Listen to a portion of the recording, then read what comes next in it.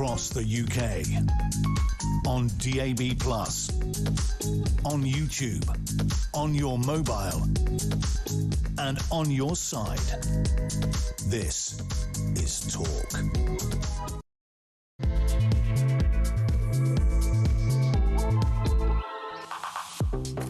Hello there, and a very good evening to you. It is Petrie here with you until 1 o'clock, and coming up at midnight, it's your chance to talk back.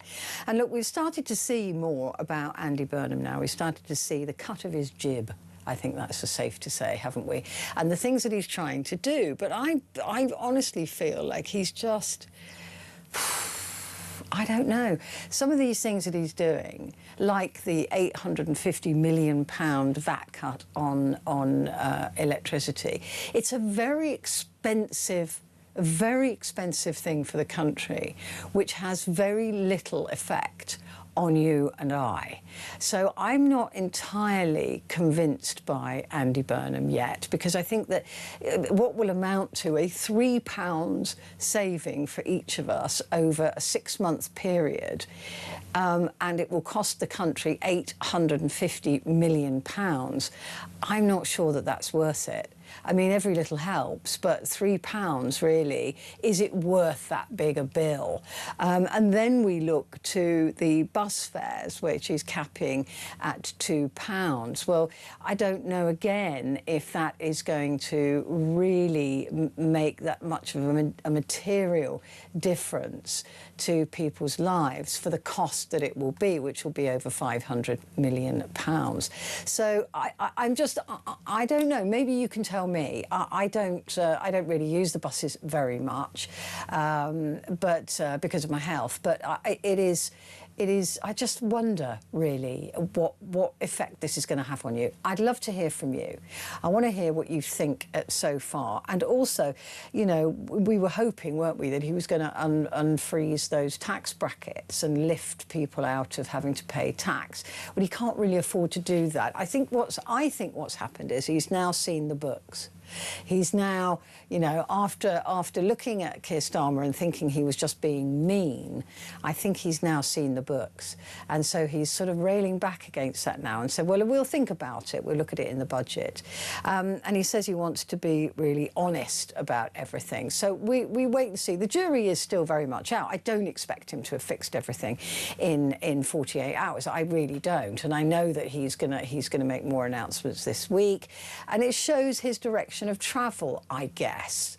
But is it, for the cost of it, which is 1.3 billion pounds, what he's doing, is it going to make that much of a material? 1.3 billion is a heck of a lot of money, right?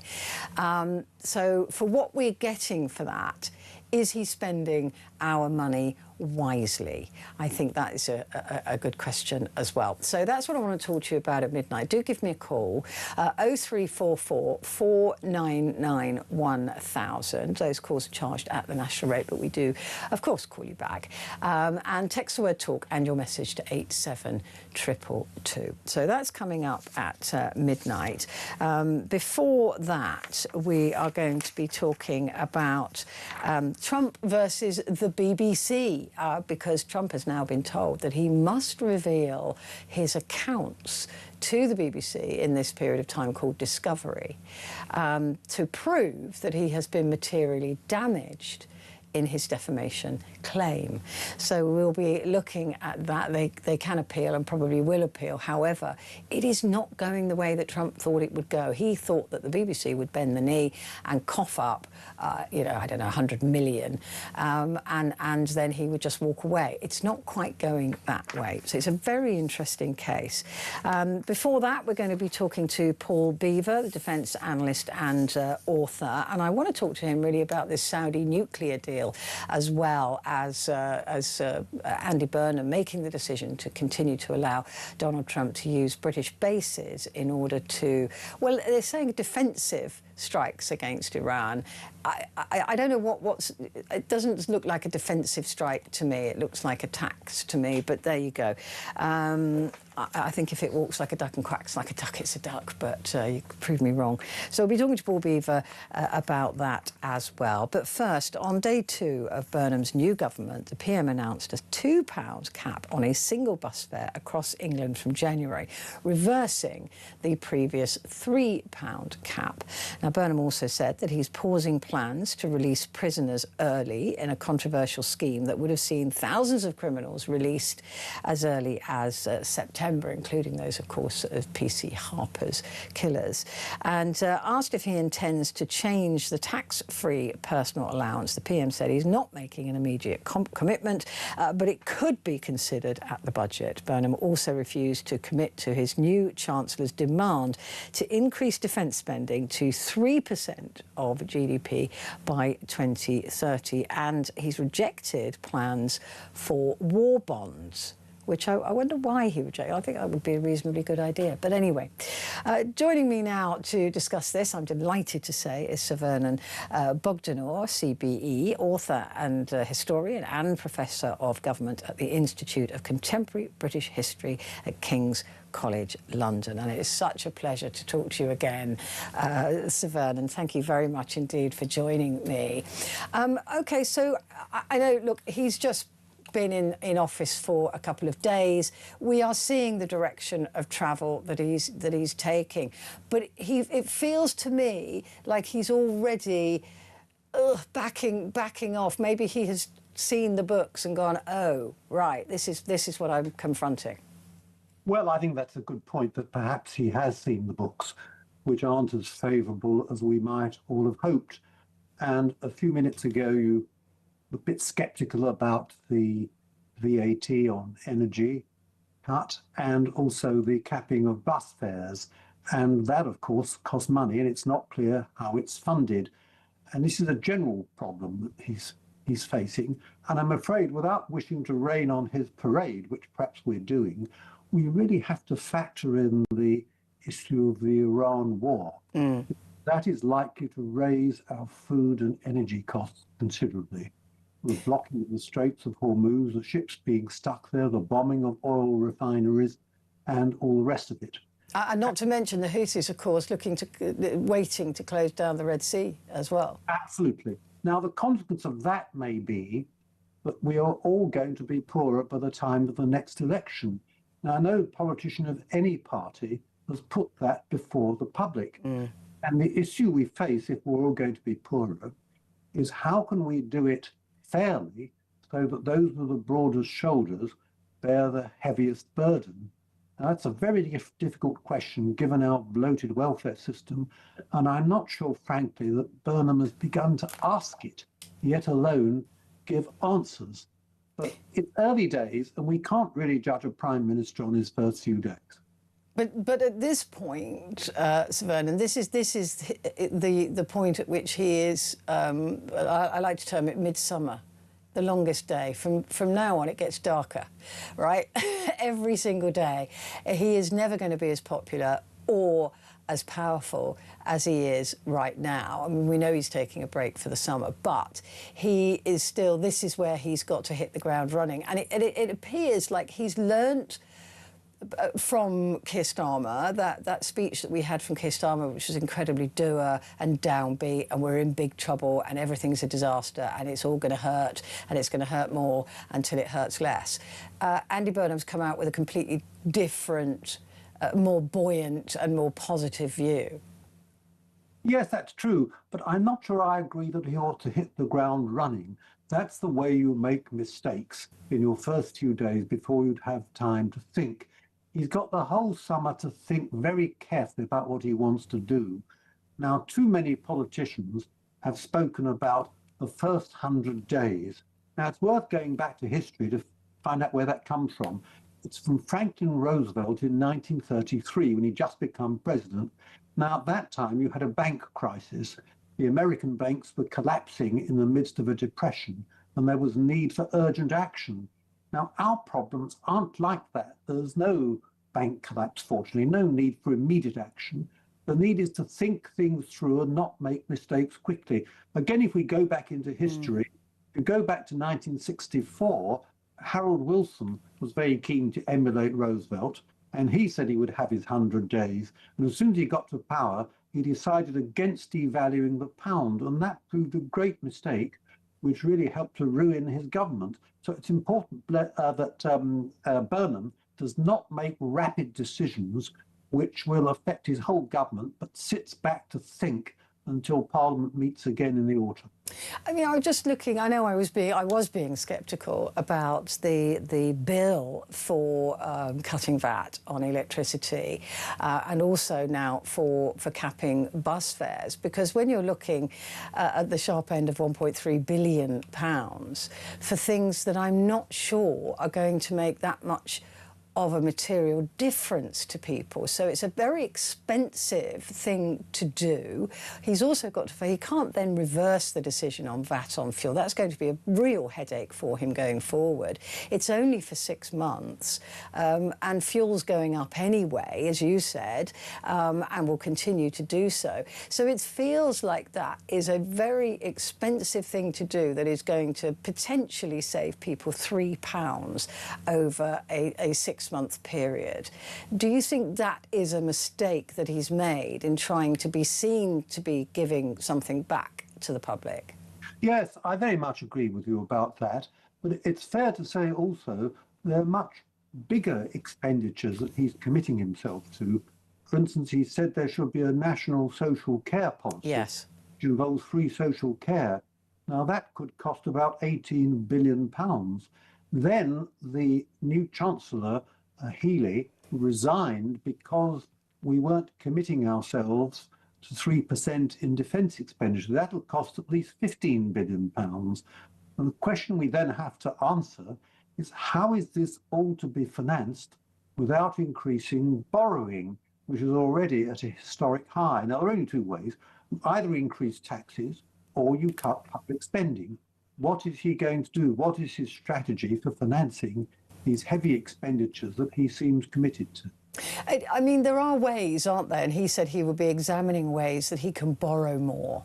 And there are ways, but it's CPI and RPI, isn't it? The way that the borrowing is measured. And Rachel Reeves has stuck to one, and he's looking potentially at the other, which could release more funds for him to borrow. Would that be seen, do you think, as breaking the fiscal rules that he's promised to stand by? Well, I think you can get round them by saying you're borrowing for investment. But what is investment? Repairing the potholes in the road investment, that's just maintaining capital. So that would be a fiddle, and I think the markets could see through it. I don't think the markets would tolerate a lot more borrowing, frankly. We're already paying in interest alone each year £110 billion. That's about twice what we spend each year on defence.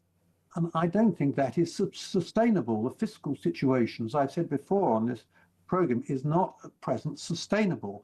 And therefore, either the government takes voluntary measures to sustain it, or the IMF or some similar body will enforce such measures on the government, as they did 50 years ago in 1976. It's an anniversary when we had another chancellor called Healey, Dennis Healey. Yes, we did, yeah.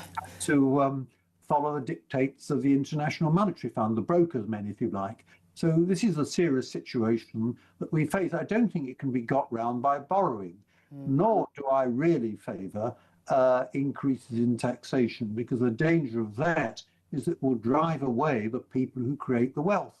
And the only answer, and it's a tough answer, is to cut public expenditure, and in particular the welfare budget. And I'm afraid that the pensions too cannot escape being cut. I think the commitment to the pension increases is now not sustainable. So, I mean, just to really pull words that you used at the beginning of this conversation out, Andy Burnham has said that he wants to be honest with us, right? He said he's going, this is a new kind of politics. We hear that, of course, every time there's a new Prime Minister. But a new kind of, he needs to be honest with us.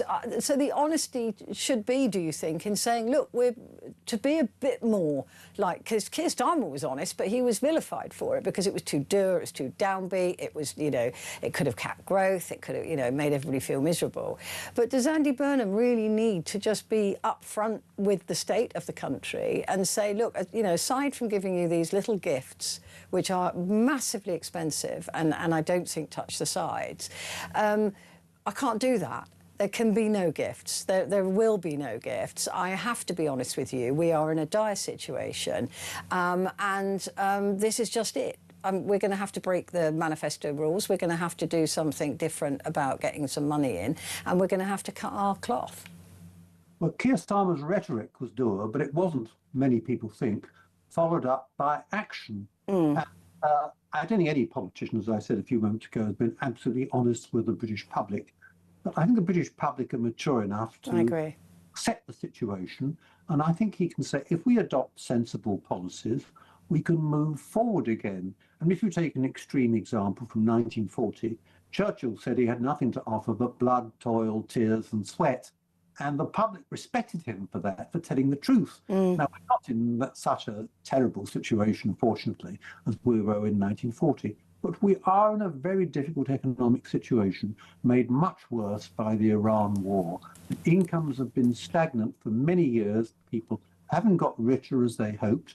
That's not, I think, the politicians' fault. It's the fault of the financial markets, the fault of COVID, the fault of the Ukraine war, and now the Iran war. But politicians should tell people the truth about the situation that we face. The great danger for the Burnham government is he's promising all sorts of goodies, and that will boomerang back on him if he's not careful. You quote Churchill there. I mean, of course, he wasn't in a position where there was, you know, more than really a two-party state. I mean, you know, Andy Burnham now has got the issue of certainly reform breathing down his neck. It's materially changed politics. You just saw the way that Keir Starmer responded to it, and obviously not very well. Otherwise, he'd still be in his job. But you know, Andy Burnham, if he's too honest with us, there are other people who are, I'm trying to phrase this correctly, are likely to embellish what they can achieve for us, and therefore could garner some votes from that.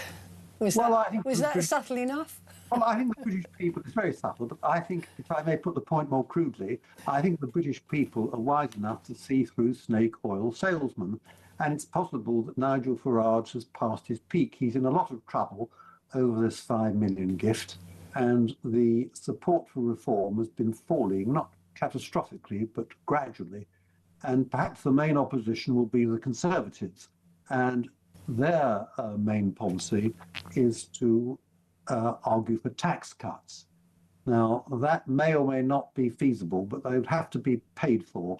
We saw from Liz Truss's government I was just going to say what happens if you have unfunded tax cuts. So some difficult choices have to be made there. But I think the British public can see through people making empty promises. So do you think that Andy Burnham needs to then not really pay much heed to reform and to cut his own path, and an honest path with us?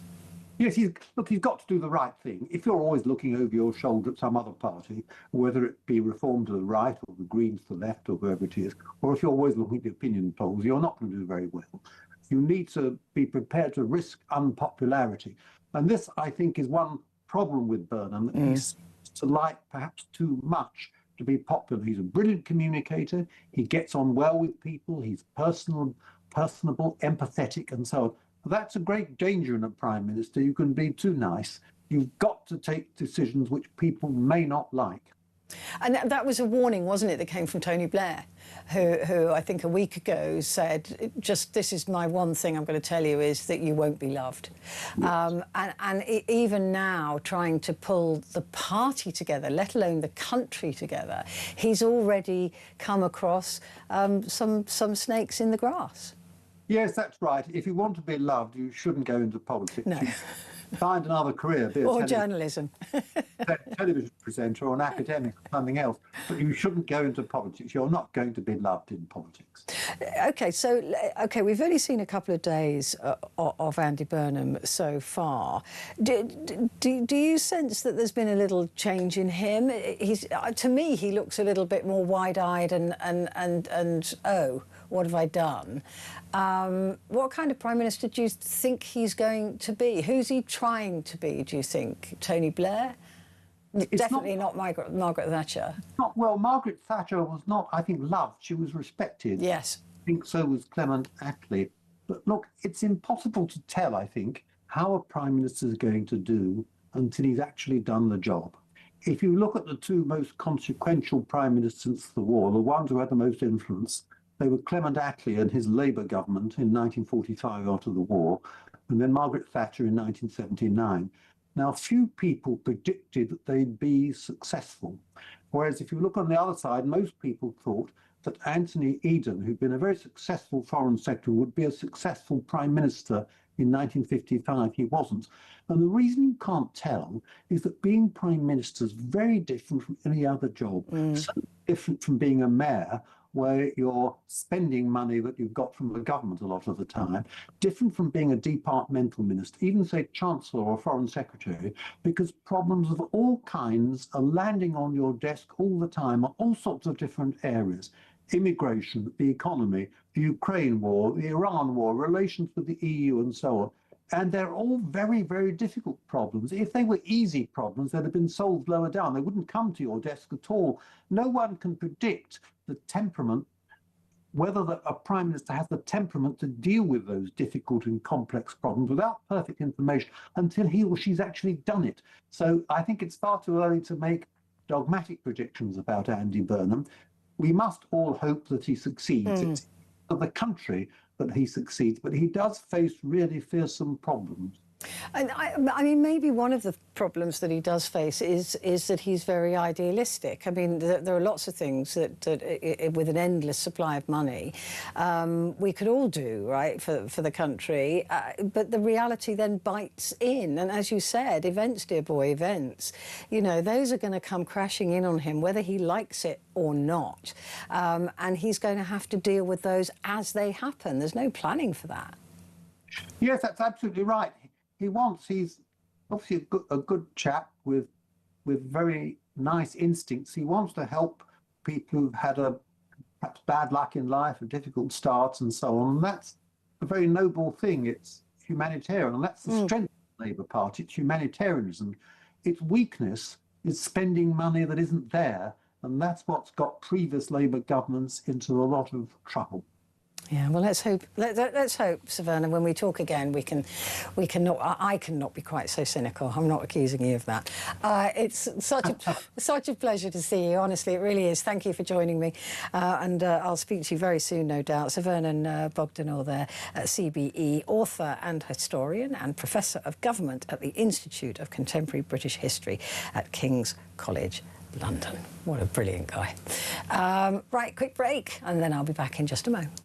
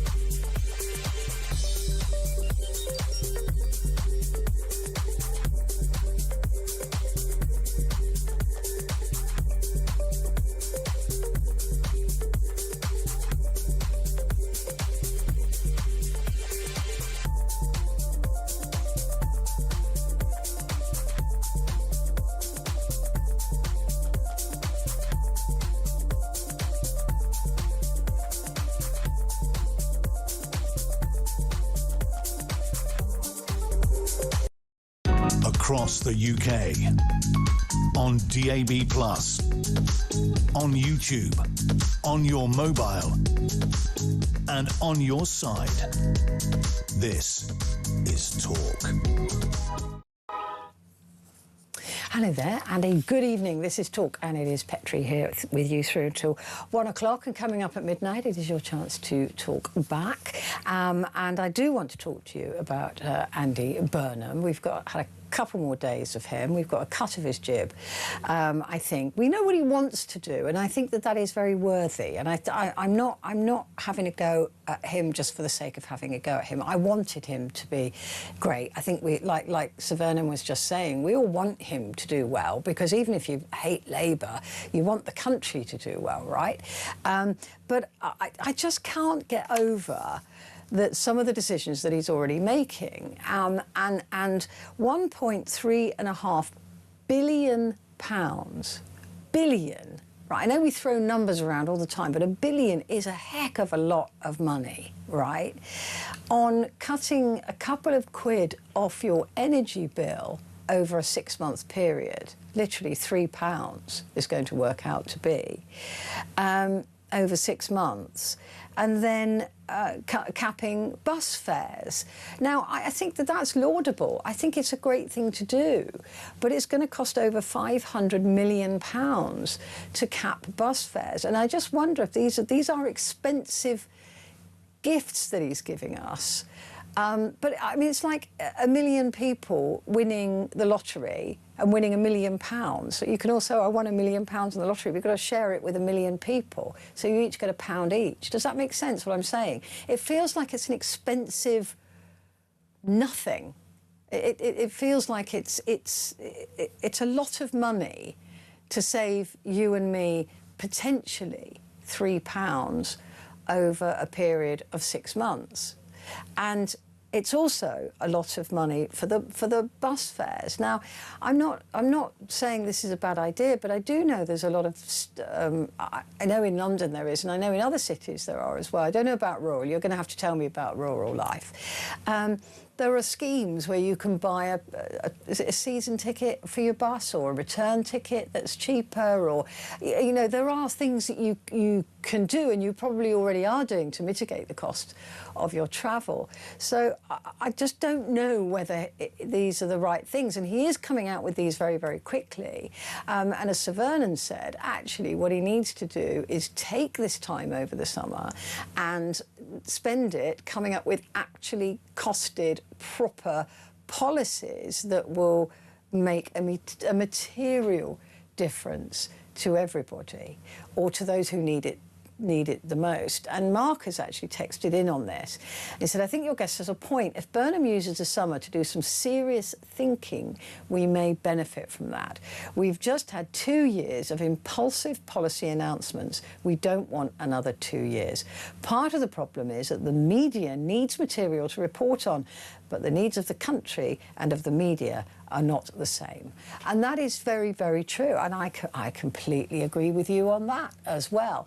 But does Andy Burnham need to be a bit more honest with us? Are we entering into a phase now where we need tough talk? Not doer talk, not Keir Starmer, none of that, right? But somebody with a sort of positive voice saying, look, we're in trouble. We need to do some tough things, and it's going to hurt, but we will get through it. That conversation, that's what I feel is missing from the world of politics. But I also think that Andy Burnham is probably a little bit scared of reform and the Greens, so he's not going to do that. So much for honesty. I don't know. I mean, I just think that they've got to stand up to us a bit and tell us what is really, really going on. Anyway, I'd love to hear your views. I'm sure you've formed them by now, and what you would like to see and like to hear from Andy Burnham. 03444 991 1000.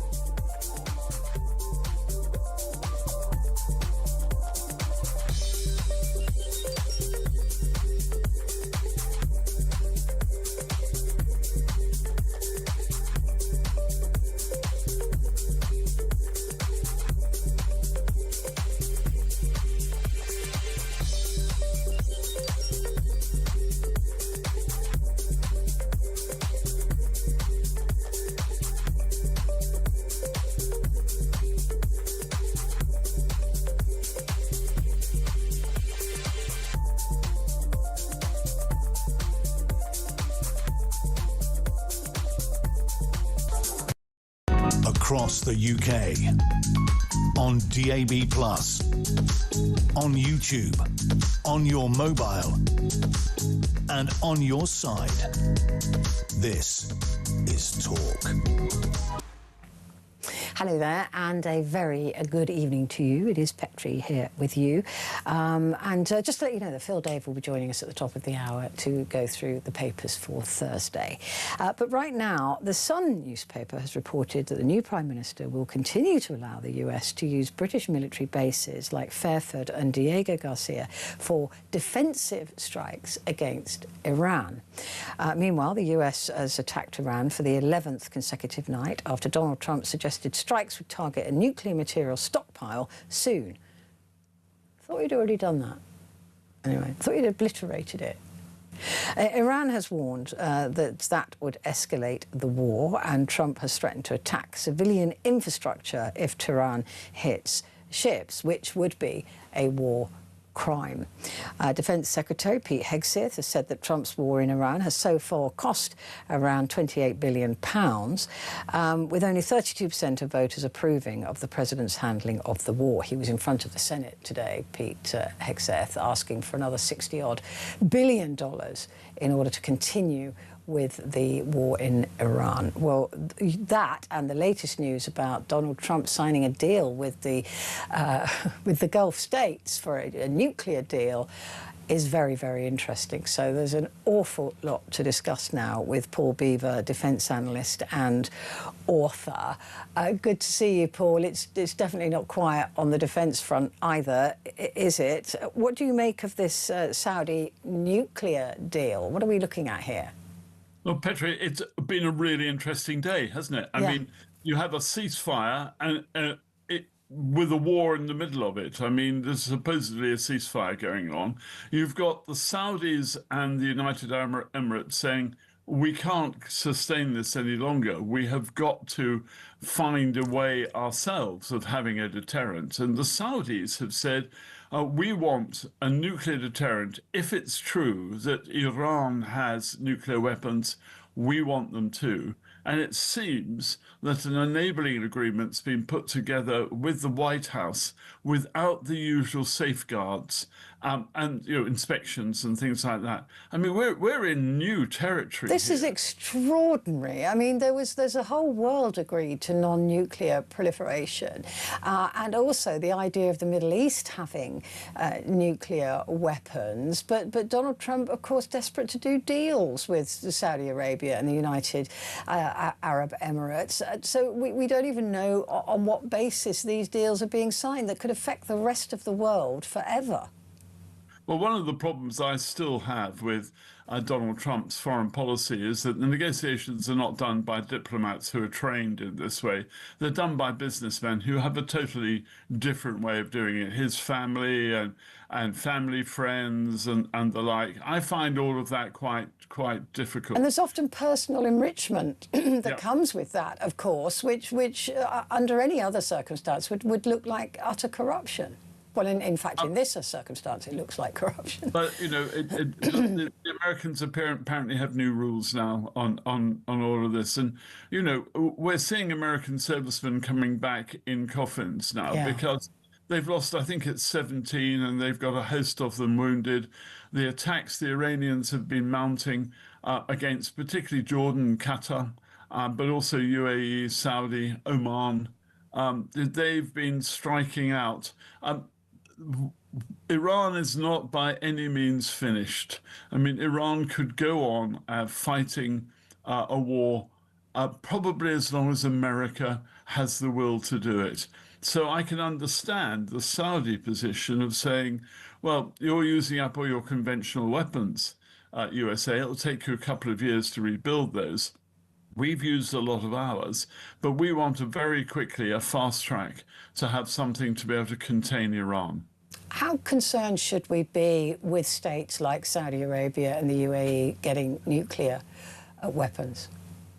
I've been very impressed with both the leadership in Saudi and in UAE over the last few months since the beginning of the Iran conflict.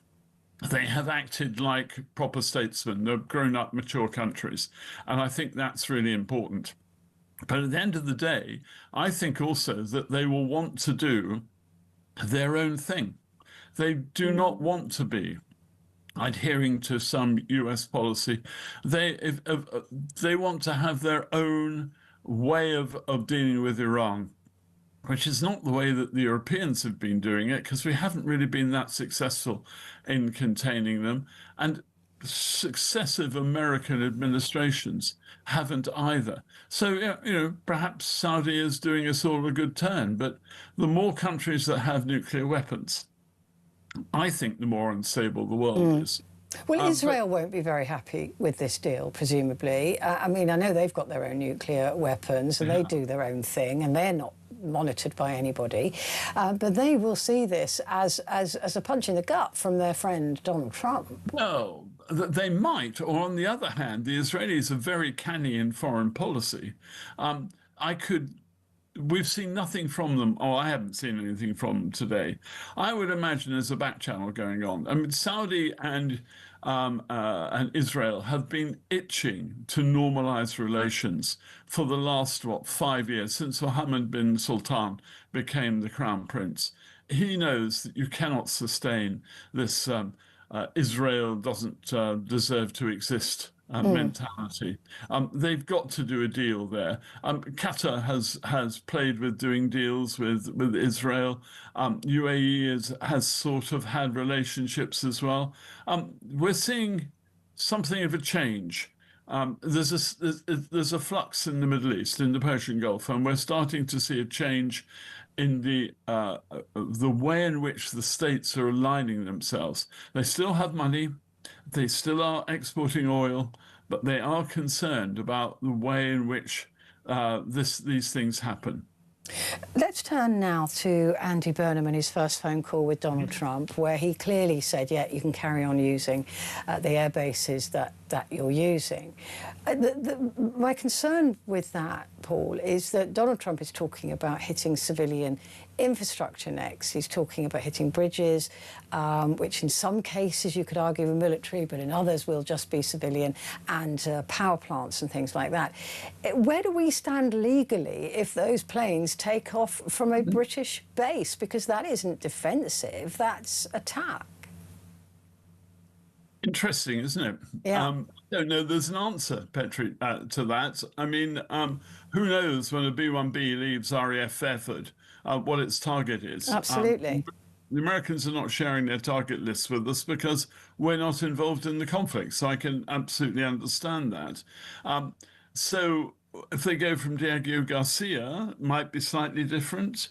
But all this is going to do, I think, is upset the pro-Palestinian left-wing lobby here, who will be going, "Oh, this is really terrible," and will be complaining bitterly about that, probably at the weekend. But Donald Trump says things, and then he turns back. I don't think he chickens out. This expression, taco.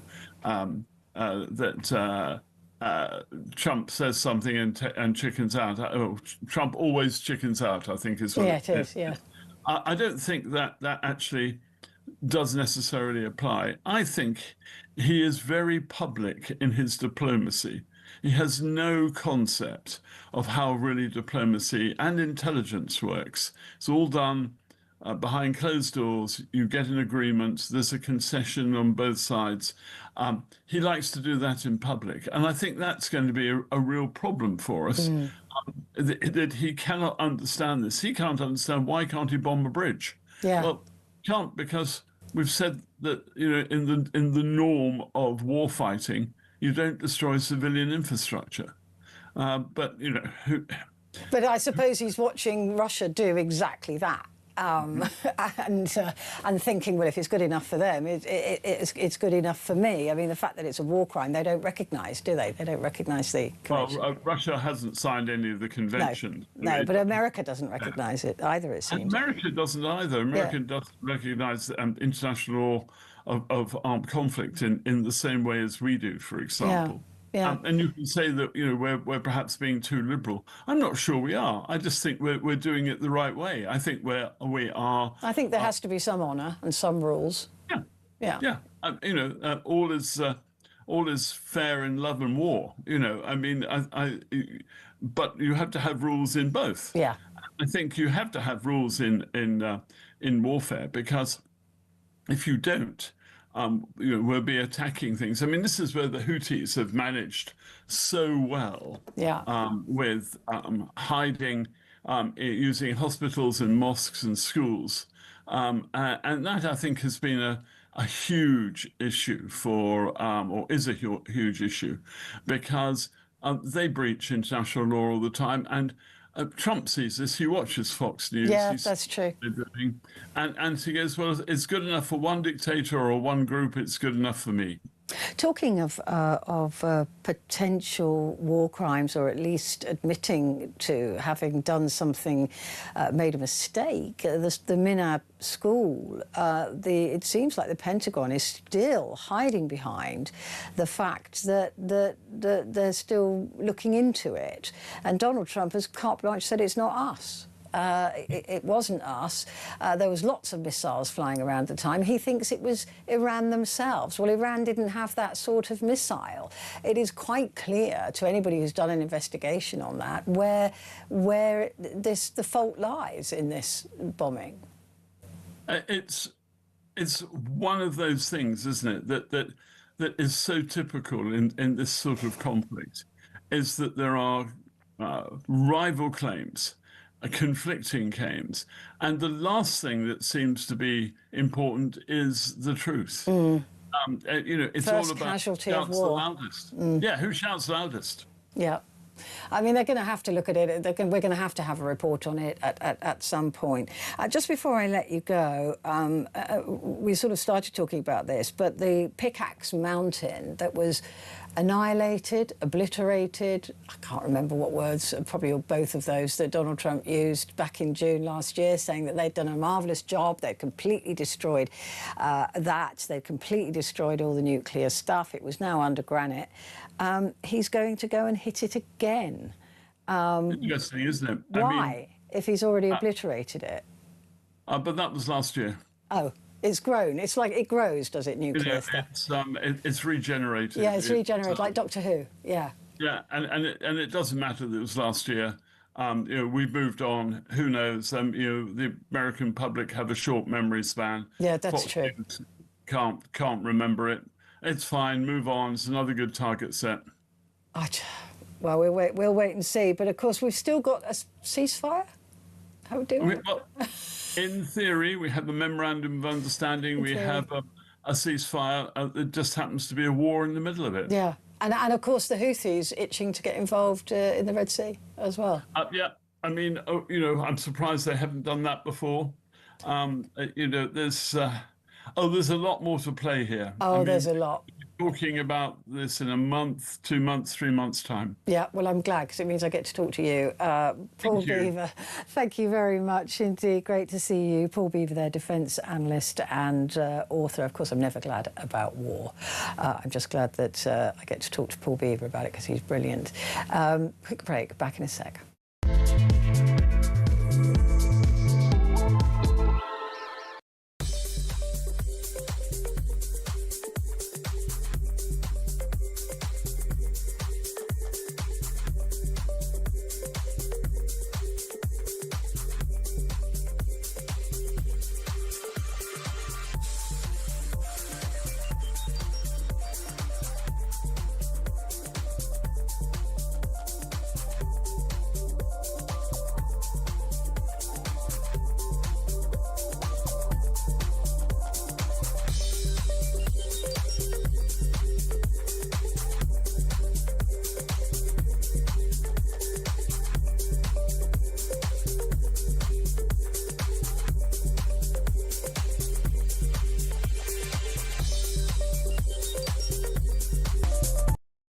Across the UK, on DAB+, on YouTube, on your mobile, and on your side. This is Talk. Hello there, this is Talk, and just a reminder that Phil Dave is coming up at the top of the hour in order to go through the papers.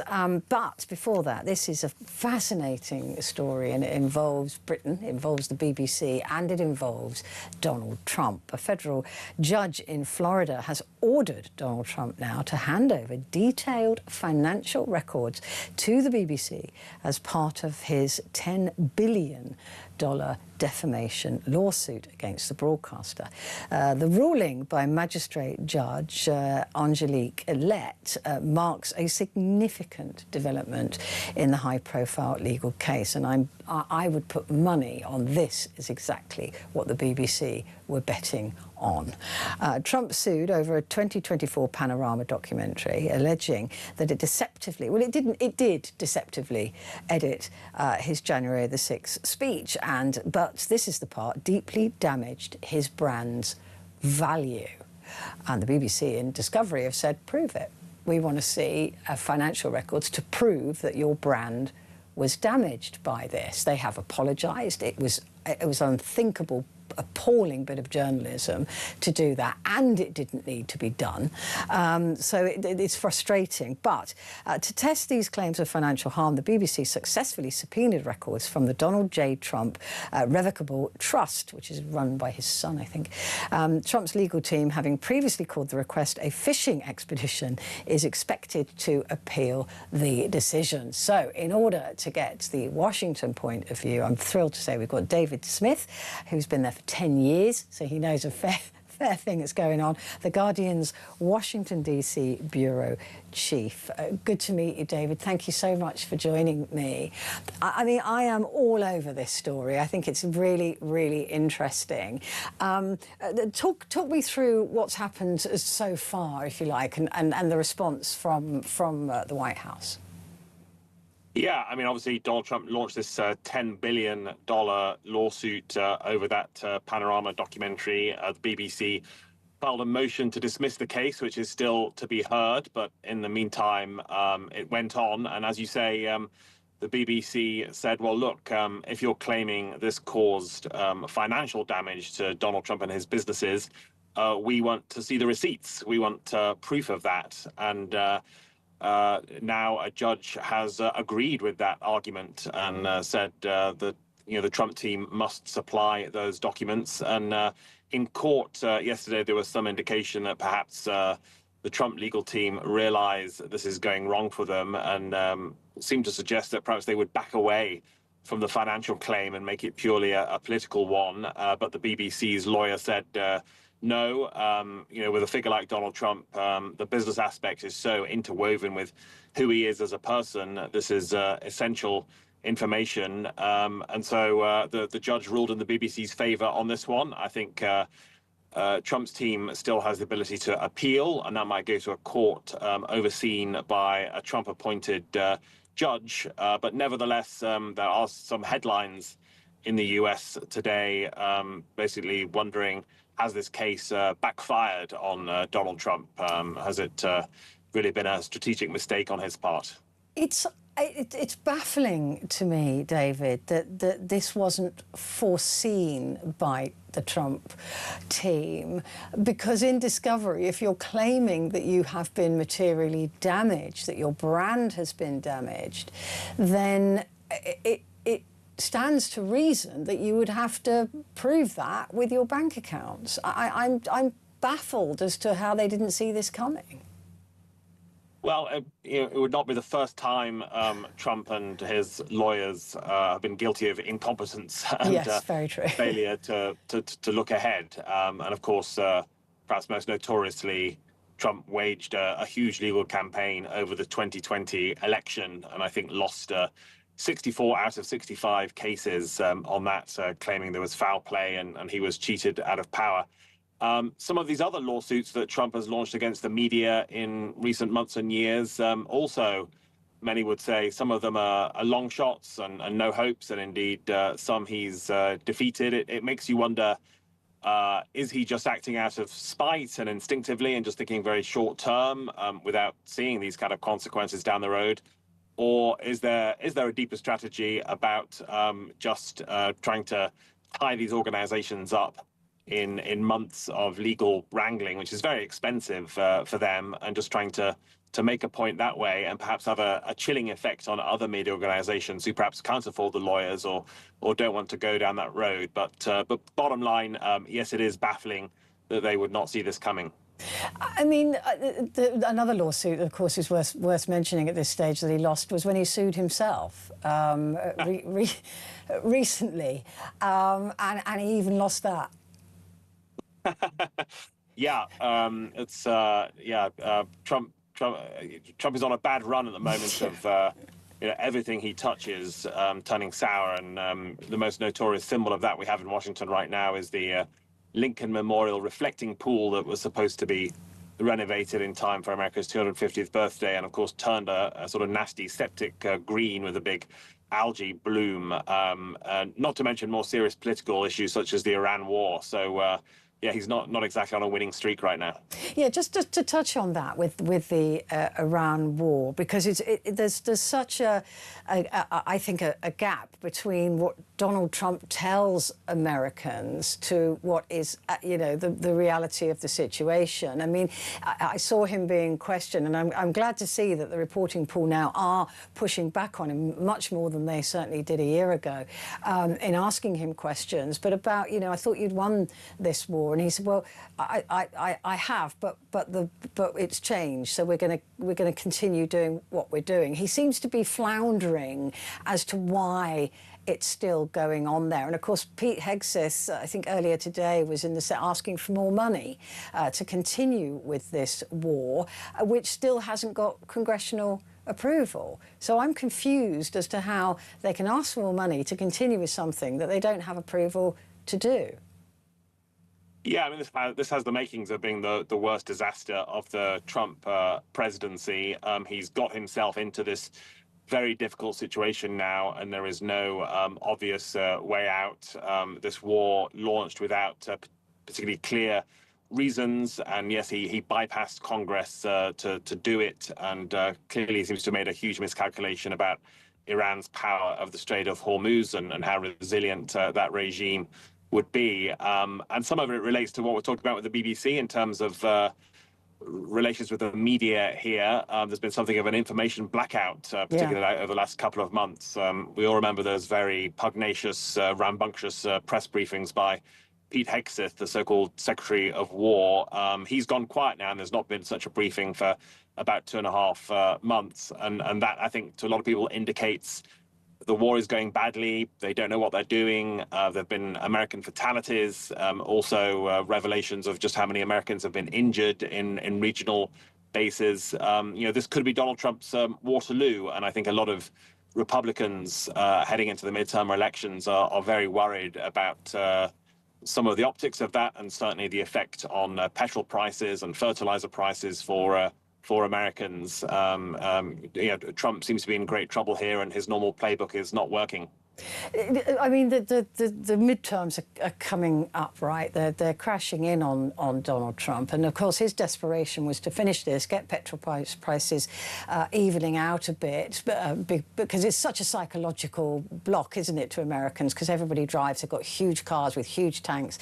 It is a big deal as a measurement of their own personal wealth.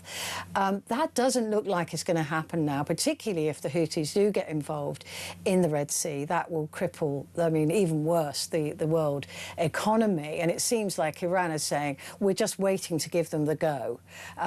So whatever they're waiting for, the Houthis are ready to do just that, it appears. There is a sense that Donald Trump knows this about the midterms and is potentially going to mess with the election. How much of that is leaking through into the general population there? Yeah, it's a good question. I think it certainly calls for alarm among the Democratic Party and election watchdogs and people in Washington who follow these things closely. They are gravely concerned that Trump is doing the groundwork for some sort of assault on the election process, whether that's deploying immigration and customs enforcement agents, ICE, to polling places to deter people, intimidate them, or whether even some kind of plot to intervene and seize ballot boxes on the day of the election. I mean, who knows? Those critics would say Trump was capable of orchestrating an attempted coup on January the 6th, so anything's possible. But I think probably to the average citizen, much of that has not percolated through yet. They're not necessarily even thinking about these midterm elections much so far, which are held in November. And as we get closer to the time, of course, there will be closer attention to that. And I think election watchdogs and activists will be sounding this alarm. Democrats will be hoping they win by such a big margin that perhaps not even Trump can do something to stop that. But yeah, it's a very real life concern right now among those who've been watching Trump for years and know that he will stop at nothing to retain power. I mean, honestly, that alone keeps me up at night. I mean, because I get so stressed about it, because what we're talking about is something I never thought we'd be talking about, because normally that would be a fallen military junta, wouldn't it? That we were talking about this stealing elections. It's extraordinary times. I don't know how you keep calm, but David's over there in Washington. Go and have a dip in the reflecting pool. That'll cool you down. David Smith. Yeah, don't. David Smith, good to meet you. I hope we get to speak again. David Smith there, the Guardian's Washington, D.C. Bureau Chief. Right, quick break at the top of the hour now, and then, of course, we'll be going through the papers, and then at midnight I'm going to be asking you about the goodies that Andy Burnham has delivered so far, and does that make you feel hopeful and good about the future?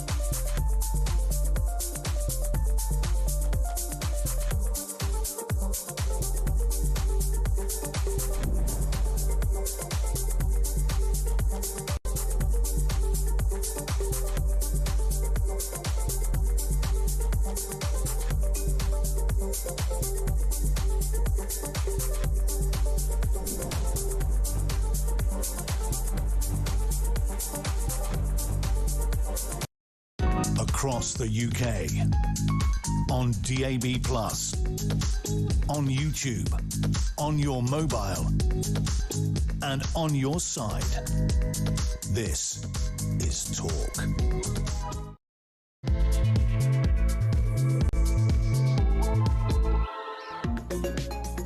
Hello there, and a very good evening to you. It is Petrie here with you until 1 o'clock. And coming up at midnight, of course, we give you the opportunity to talk back in the Talkback Hour. So what I want to talk to you about, because actually this is my last show this week, back on Monday. But by then, Andy Burnham will be on holiday. So I just want to check in with you this morning to see how you think it's going. What are your thoughts so far on Andy Burnham? I've got loads of messages coming in on this actually already. The But it'd be good to talk to you and let me know what you're thinking, because I can't help. I know I sound like I'm being really down on him, but I'm just looking at these very, very expensive giveaways that he's come up with so far this week. £850 million on basically, potentially, not even definitely, helping us out to the true cost of £3 over 6 months. And yet it's going to cost nearly £1 billion to give us each that, what, 50p a month, if we're lucky, right? I know you said it's £45 over the year. It's only for 6 months. It's only costed for six months. He hasn't even got the money for it yet. It's on a wink and a promise. So that's £25. And then when you factor in that the fuel is due to go up in January by £22, that's where I get the £3 from, in case you were wondering.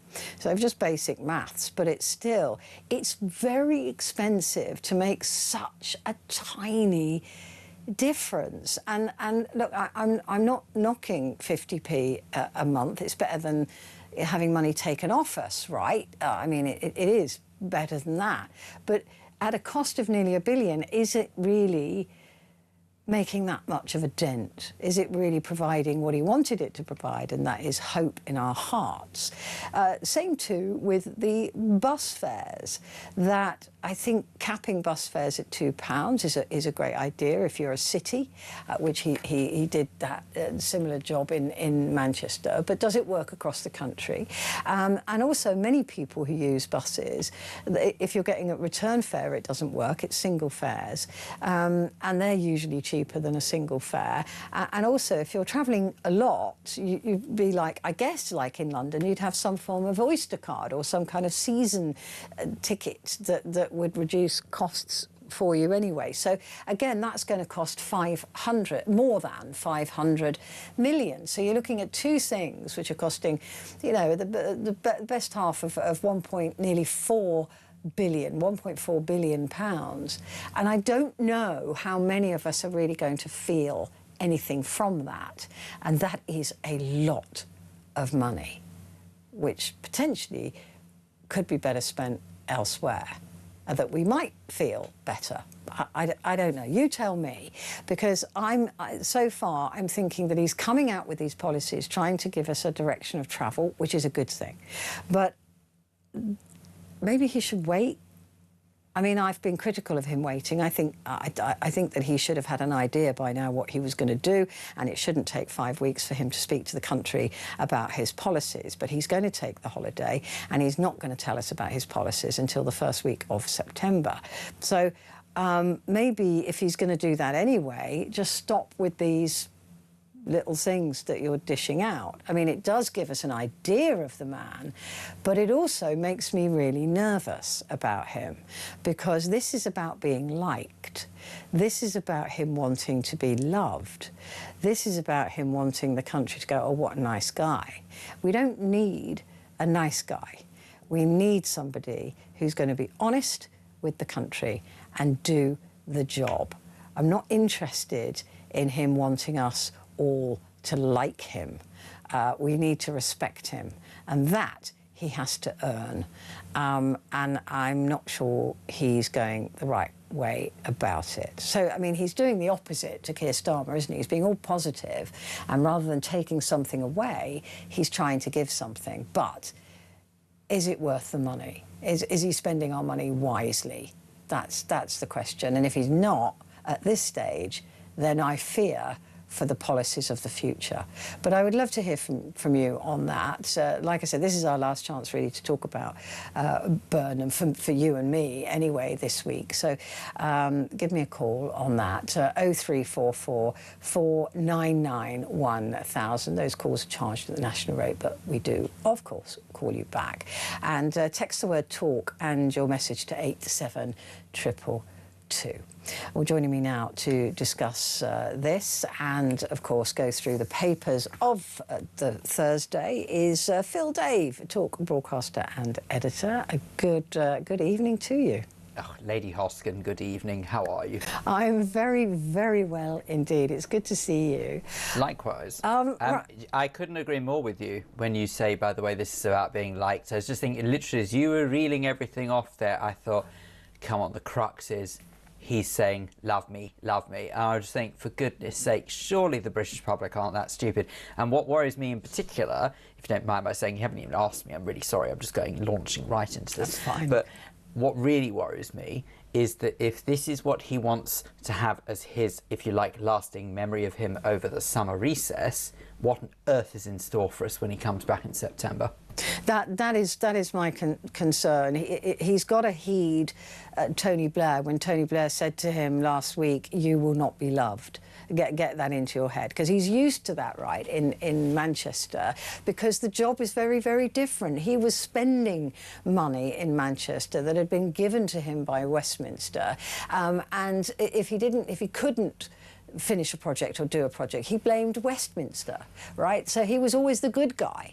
He was always the one buying things and gifting things, and then when he couldn't, he'd say, well, I want to, but they won't let me. So he was always seen as the good guy. He cannot run a premiership in the same way as he did the mayoralship. And in some really strange way, I think already we're starting to see smatterings of like a Boris Johnson 2.0, because it was exactly, I think, the same with Boris. He didn't really anticipate the difference. He knew he wanted to be PM, but I don't think he appreciated the difference between being the mayor of London, where he could clown around a bit and be this lovable figure, versus the figurehead of the country. And somehow the two don't go hand in hand. And as you say, if Andy Burnham is going, or did go around in Manchester being this like lovable, well, I don't know, brother, uncle, whatever you want to call it, who just someone who basically helped the good people of Manchester, and now he wants to try and replicate that on a national scale. Well, I hate to say it, there's not going to be many people who have forgotten that financially he's left Manchester in a worse state than when he found it. Yeah, well, that's the thing, isn't it, as well, in the country. I think that today Andy Burnham looked a little bit more wide-eyed. I think they'd shown him the books, right? I think that he finally got... I was going to say, surely he's not shattered already. Yeah, no. But I think that they sat him down. It's like with Wes Streeting. I mean, he as Defence Secretary now, he's been briefed now about all of the threats against us, and he looked a little bit shaken when he was speaking at Farnborough earlier. I totally saw that he looked a bit, oh my goodness me, what have I taken on as my brief? And I think that Andy Burnham, you know, for a long... I mean, he knows government, but he doesn't know being a Prime Minister. And one of my guests earlier on was saying, Sir Vernon was saying, it's a very unique and specific job, and it is not like any other job in government. And suddenly you're confronted with all these briefings, all of these things, events, dear boy, events, things happening over on the global stage as well. And maybe he's just now suddenly realised what it is he's taken on, and that's why we're seeing him go, oh, hang on a minute, you know I mentioned that I'd like to, you know, unfreeze the tax brackets, but that's got to be costed now. So he's changing his tone. Not even been in a week and he's already U-turned. I mean, it really is just more of the same Starmer politics. But I do think, to be fair, and I won't say this very often about Andy Burnham, so enjoy it whilst it lasts. I think, to be fair, you were saying about he doesn't know what it is to be Prime Minister, but realistically, does any politician until they become Prime Minister? No. I don't think they do, but I think that he's wanted this for 10 years. He's wanted this for a long time. This was his third attempt at becoming Prime Minister, third time lucky. He got the job. He's always wanted it. And sometimes you've got to be careful what you wish for, right? What you think you want may not turn out to be exactly what you thought it was going to be. And I wonder if he's in that position now. And, of course, he goes off on holiday at the end of this week. All right for some, I'd say. Yeah. Mind you, I'd say that, actually. I don't think it's all right for him at all. I think he's got one heck of a job ahead of him, and I really don't envy him. And I really don't think he should be going on holiday. I don't think any of them should, when we have a change of Prime Minister, not given the state the country's in at the moment. I agree, but at the same time, it's not like that was a shock. That is what happens at this time of year. I'm not saying that I disagree with what you think, but... Yeah, but it's the change of Prime Minister that's happened at exactly the same time as the holidays. So yeah, and I worry that that timing is very deliberate. That's what I don't like. Yeah. Is because it's just further chance for him to avoid answering questions that he's managed to avoid thus far. Yeah. And realistically, what questions has he actually answered? Because he hasn't really faced anyone yet. No, he did a sort of a media round table in the garden the other day, but that didn't last very long because he got called away. Called away, sure. Yeah, and then I think Beth Rigby did a pool interview with him as well. But there's been no scrutiny from MPs. There's been no scrutiny. We really don't know. We're guessing, and we shouldn't be guessing about our Prime Minister.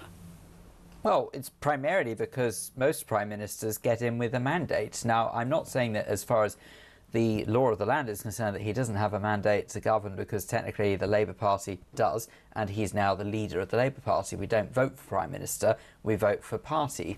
That's how our systems always work. People might not like it, but that's kind of it. But at the same time, if he's going to start making radical changes, kind of feels a bit cowardly that he snuck it in through the back door. Now, I don't know if he's going to make radical changes. That's the whole point. We don't know. But let's just go on the basis that what we were saying earlier about how this is softening the blow for when he comes back in September, that he's really going to let Burnham economics rip. Well, I kind of think that the decent thing would be, actually, do you know what? Let's see if the British public want that. Yeah, I mean, looking at this, what he's done so far, and really looking at the maths of it, you're talking, nearly £1.4 billion, which is an incredibly. We talk about money like it's nothing, but that is a lot of taxpayers that have given the government the equivalent to 1.4 billion, right? And for that, we're getting £3 off our electricity bills over a 6-month period, and potentially a cap on bus fares. It feels like money has not been spent wisely, I think. I've long suspected the UK has not been spending money wisely for a very, very long time. So, to be honest, this is just more of the same. But I do think what is absolutely fascinating is the way, and this could be a good sign, it could be a bad sign, the way he has managed to dodge any question or any thought about welfare bills. We don't know what his policy on welfare is, but there are plenty of people who are suggesting that there is a bit of a predicament there. I mean, I think there's one heck of a predicament. I was looking up figures before, and according to gov.uk, the state pension and other pension benefits, 178 billion, so that's around 55% of welfare spending. That's fine. Technically, there's not much we can do about this, unless, of course, you're going to raise the pensionable age, which, of course, has been talked about. Well, they're looking at bringing that forward, aren't they? Yeah, the 68 is going to be brought forward, and cutting the triple lock. Which has to be said, I mean, not so much triple lock, but certainly as far as the raising of the pensionable age is concerned, this is not going to be very popular to say this, but let's be clear, it's going to affect me as well. I do agree in raising the age, primarily because the age that it is at the moment was decided at a point in time where people weren't living as long as they do now. So if people are going to live longer and possibly work longer, then doesn't it make sense that people should be contributing to the economy a bit longer as well? Don't get me wrong, I'm not saying it'll be a popular decision, but can't really sort of have an awful lot of money indefinitely being poured into welfare. And I think that's a particularly white-collar attitude. I am wearing a white collar. Yeah. So. Because I think that it's all right for you and me who sit on our backsides to do our job, but there are millions of people who are getting older doing very physical jobs, and they cannot keep working indefinitely just because people like you and I probably can. So I think that maybe there has to be, you've got somebody who is a builder or an electrician or a plumber at the age of 65, 66, 67, 68. That's physically a very, very demanding job. What are they meant to do?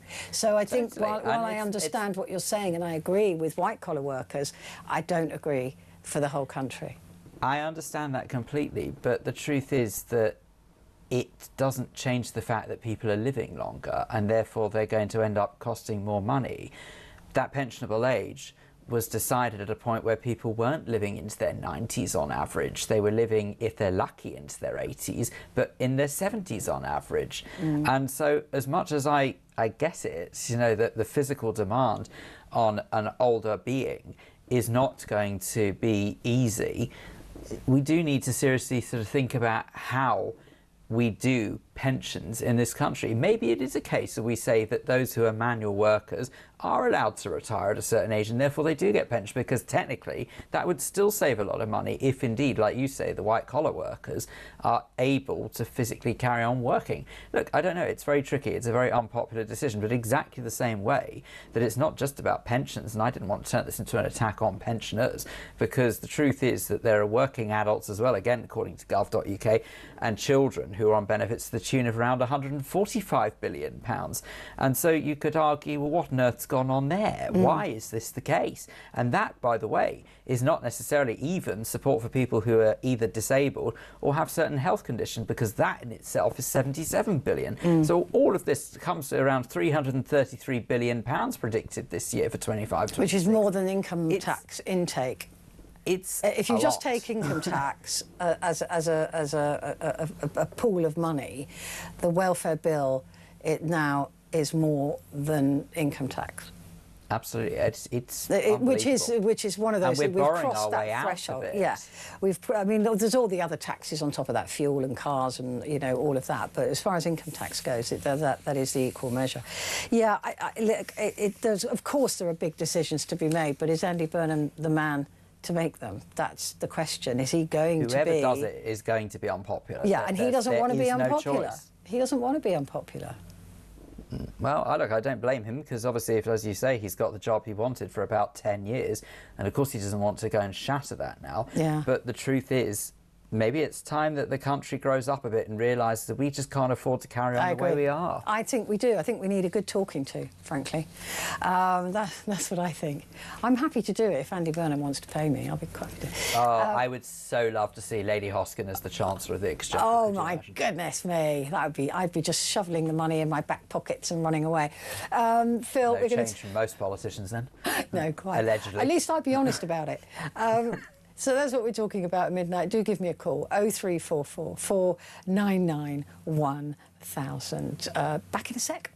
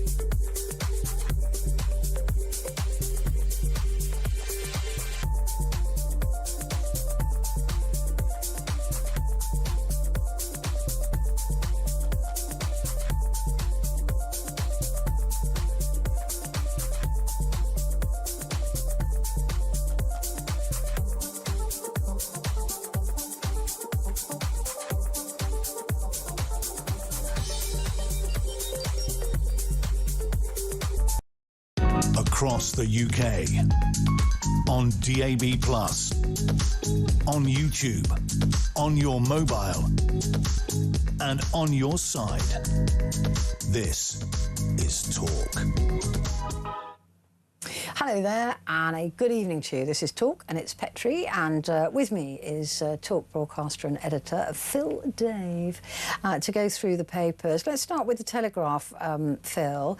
The main story there is about PC Harper's killers set for early release, and the headline is, "It's deplorable that freeing prisoners early is acceptable." I don't think it is acceptable. I don't think anybody thinks it's acceptable. So why can't they change this? I mean, that was it was in 2024, wasn't it, when there was a particular problem with prison spaces, but my understanding is that that's loosened up a bit now, that there's no need to free these then. Well, this is why one would assume Burnham has stepped in to say, OK, maybe I need to look a little more carefully at this. But I simply can't understand why anyone thinks if someone needs to go to prison because they've done wrong, one would assume they've been convicted of doing some sort of wrong, and therefore the only punishment suitable is a spell in prison. Why would the government then think that, if you like, they are above, well, I guess they are kind of above the law, but you know what I mean. Why do they think that the no, they're underneath the law, that they're supposed to be. They're supposed to be propping it up. They would then turn around and say, actually, do you know what? The best thing that we could possibly do, haven't got enough prison spaces, and rather than actually build prison spaces, let's just let them roam free. Well, I don't see the point. Just doesn't make sense. In giving somebody 10 years and letting them out in 5. I've never understood that. What's the point? I mean, you know, in America, it's one of the only things that I appreciate really at the moment about America, is you get people getting 120 years prison time, right? But that in itself is a bit of a stupid sentence. No, you're absolutely right, that's what they do. But they do that. Silly. But they do it so that even if it's reduced, it's still a really long time in prison. Oh, Whereas we don't do that. Yeah. That point, so they do it so that even if somebody goes, well, you know, we need to reduce it for this or we need to reduce it for that or whatever, it's still going to be a very long time in prison for whatever crimes that they've committed. And we seem to do the opposite to that. We don't give very long sentences to begin with, and then we give people this 50% tariff. Now, I understand that for good behaviour, for being involved in all the, you know, drugs programmes and education programmes, that some prisoners should be rewarded with a reduction in sentence if they, you know, if they behave themselves and they do all the right things. But just a blanket 50% tariff seems to be extraordinary to me.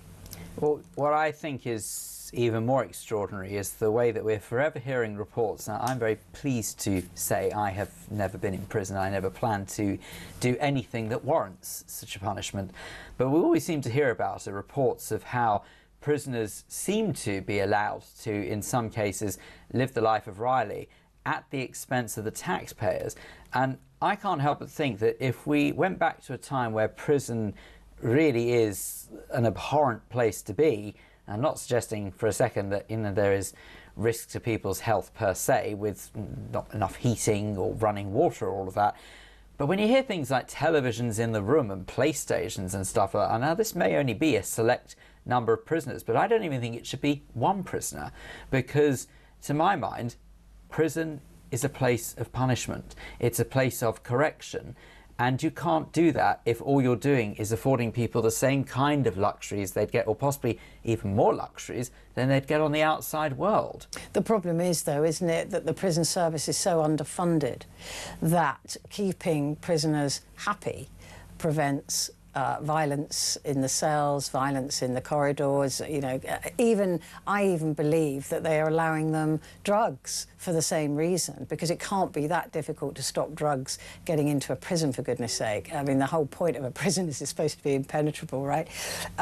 So you'd like to think so. You'd like to think so. So I think a lot of this is about appeasing prisoners because there isn't the money to pay the staff properly, and to retain staff and to get more staff that we need in the prison service. And so it's just about keeping them quiet.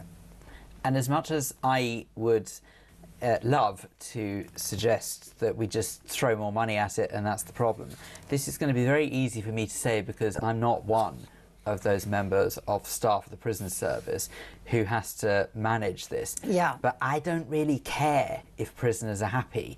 I kind of want them to be unhappy, because that's, to my mind, what prison's supposed to be. It's supposed to be a very unhappy place. But I understand what you're saying, that by pacifying them, it hopefully is making the prisoners more manageable to the very limited staff. So I'm kind of between a rock and a hard place. I don't want the prison staff to have to go through a worse time, but I kind of do want the prisoners to go through a worse time. Yeah, I mean, I think that if we're talking about it being a corrective place to be, then a bad time is not what we should be aiming for prisoners. I don't think luxury is what we should be aiming for either. But I think that you know, if you've got prisoners who are sad and bad, you get a lot of depression, you get a lot of issues when they come out. And the whole point is to make sure that there are no more victims. So, you know, I think there has to be a balance between absolutely making them not have the life of Riley and no luxuries, but also in supporting them to become better people, because that's the ultimate. If they're going to be let out of jail, what we want let out of jail is somebody who has faced correction and has faced repercussions and has faced perhaps some education or learnt a trade, so they don't have to go back to their criminal way of life. You see, the way I think of it, and I again recognise this is very easy for me to say this, the biggest problem we've got is that forever and a day we have looked at politics as one glove fits all, and it just doesn't. So any solution that any of us come up with, or any opinion that any of us come up with, is all well and good, but it's always going to affect some people one way and some another. It's never going to change that. But I would suggest that potentially killing two proverbial birds with one stone here is that we seem to have a massive problem with the military at the moment. So to my mind, if prisoners are healthy enough, they should actually really be conscripted, because if you think about that... The army don't want them. They don't want criminals and drug addicts and rapists in the military. But the discipline one would get for being in the military should put them back on the straight and narrow, and hopefully would avoid any repetition of bad behaviour. I get it though. I understand, of course, the military don't want. No, and I don't want them as soldiers, because I wouldn't trust them. You know, I wouldn't want to. I like the fact that our soldiers are professionals who choose to be in that profession, and they are blooming good at it. I mean, I wouldn't mind them going to a military jail. I mean, that... Well, that is tough. A military prison is a very tough place to be. But maybe, OK, let's look at that then. So, for example, fair enough, maybe not necessarily serving actively in the military, but there was a time when people had to go into military service that they would go through sort of the disciplinarian elements of it, the disciplinary elements of it, so I should say, but not necessarily be forced onto the front line. And that's kind of where my thinking is, that they should be exposed to the discipline that comes with military life, but not necessarily put on the front line, as you say, because do we really want prisoners protecting the country? No thanks. No thanks. I don't want rapists with a gun. I think there's a lot that has to be done to make the system fairer. Kind of like national service, if you will. Looking at criminal charges, a Southern Water boss now faces criminal charges. This is a former boss of Southern Water, faces a criminal charge over allegations that he and others misled the public for years over the quality of its sewage treatment works. I'm so glad, I'm so happy to start seeing CEOs actually facing the repercussions of their decisions.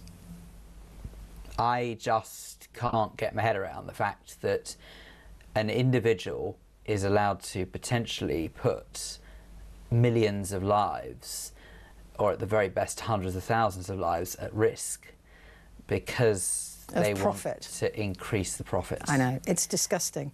It's quite baffling. And don't get me wrong, I have said many times before, I am all for the capitalist system. To my mind, the more money someone is able to make, that's a beautiful thing, because it means that they live in a country that is free enough that allows them to make their wealth and build a life that they want to, but not at the expense of other people's health. That is whatever the worst kind of immoral could possibly be. It's just horrific. Yeah, well, how could you even think that even if one person might have even died from this, you never know. I don't think it's been announced that anyone has, but they could have done. And that's worth profit, really? But you know what? The whole of the water industry is allowed to do what the hell it likes, because Ofwat is a paper tiger. It's absolutely rubbish. It really is. It's a terrible regulator, right, by any account. And there just aren't enough regulations around these people. So they're almost entirely unregulated. So they get away with whatever they want to do. Borrowing money to give shareholders dividends. That really was outrageous. I mean, that's Thames Water. That is absolutely disgusting, and should be illegal. I mean, profit is profit. And also, what the government should be doing, and I think this is what Andy Burnham will do. I don't think he'll take control, but I think what he will do is say, right, we're going to keep an eye on your books, and only when you've spent enough money on infrastructure, you've spent enough money on your staff, can you declare a profit, and then you can pay your dividends. Until then, you've got to put money back into the business. So I think there'll be a half measure, a government half measure. I think that's what Burnham is going to go for, because a full measure is incredibly expensive. But this guy was on his last year £873,000 in his final year, including a golden goodbye worth... No, we're 370,000. 370. I laugh out of nerves because I just can't believe that anyone could... Well, of course I can believe people would take that money. Why wouldn't? If someone offered me 370,000, of course I'd take it. But at the same time, knowing that it is to the detriment of, at the very least, people's basic utilities in this country. We're not in a third world here, for goodness sake. Everyone in this country, by and large, is very lucky to have access to running water. And if individuals who are in charge of making sure that water flows are just going to put profit over everything else, then maybe they're in the wrong job. And not only that, you were saying before about the shareholders being paid dividends off the back of borrowing money to make that happen. I think where Ofwat could come into their own is not so much controlling the amount of money that companies pay out to their shareholders. I do believe that is for a company to decide that. Not if they have to borrow it. It's not profit. No. But what I believe, what they should be doing, is that they should be coming down heavier on them, saying this is the kind of money that you need to spend on infrastructure because this infrastructure is this old. Yeah, we need to regulate them. They need to be told what they have to spend, and then, you know, keep up with their wage bill and their pensions bills, and then whatever's left is profit. Exactly. Yeah. Well, I don't think it's ever going to be a problem that you and I have to face. I don't think Talk is likely to offer us £3.70 to leave, let alone 370,000. So, to be honest with you, I sometimes feel like I might need to pay to leave. Yeah, I sometimes think I'd take the £3.70. But there we go. A quick break. Back in a sec.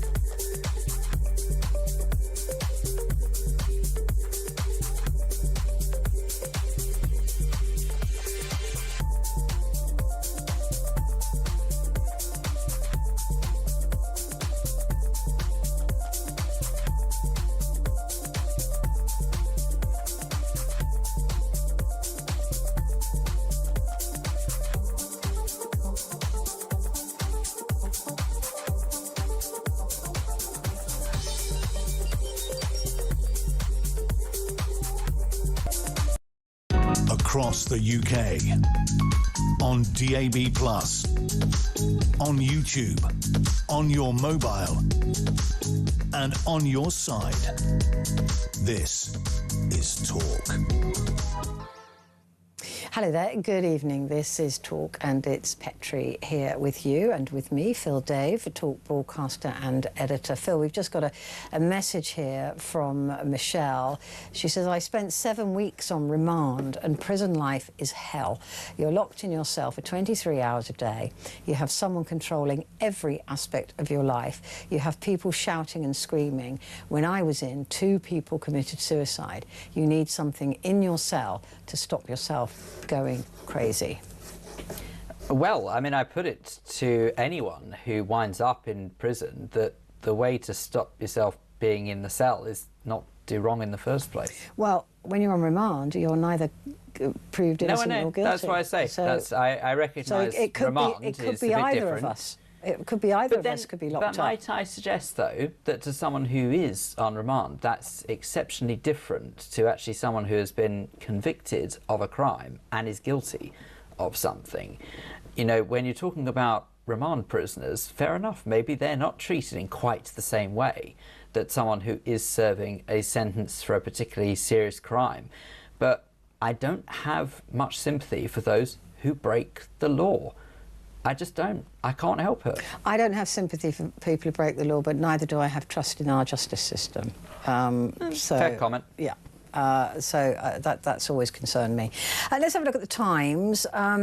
Prison chaos as Burnham calls a halt to early release. Water boss charged over fake sewage plant data, so they've gone with the same stories. And Prince George on his 13th birthday. There you are. He looks older than 13, don't you think?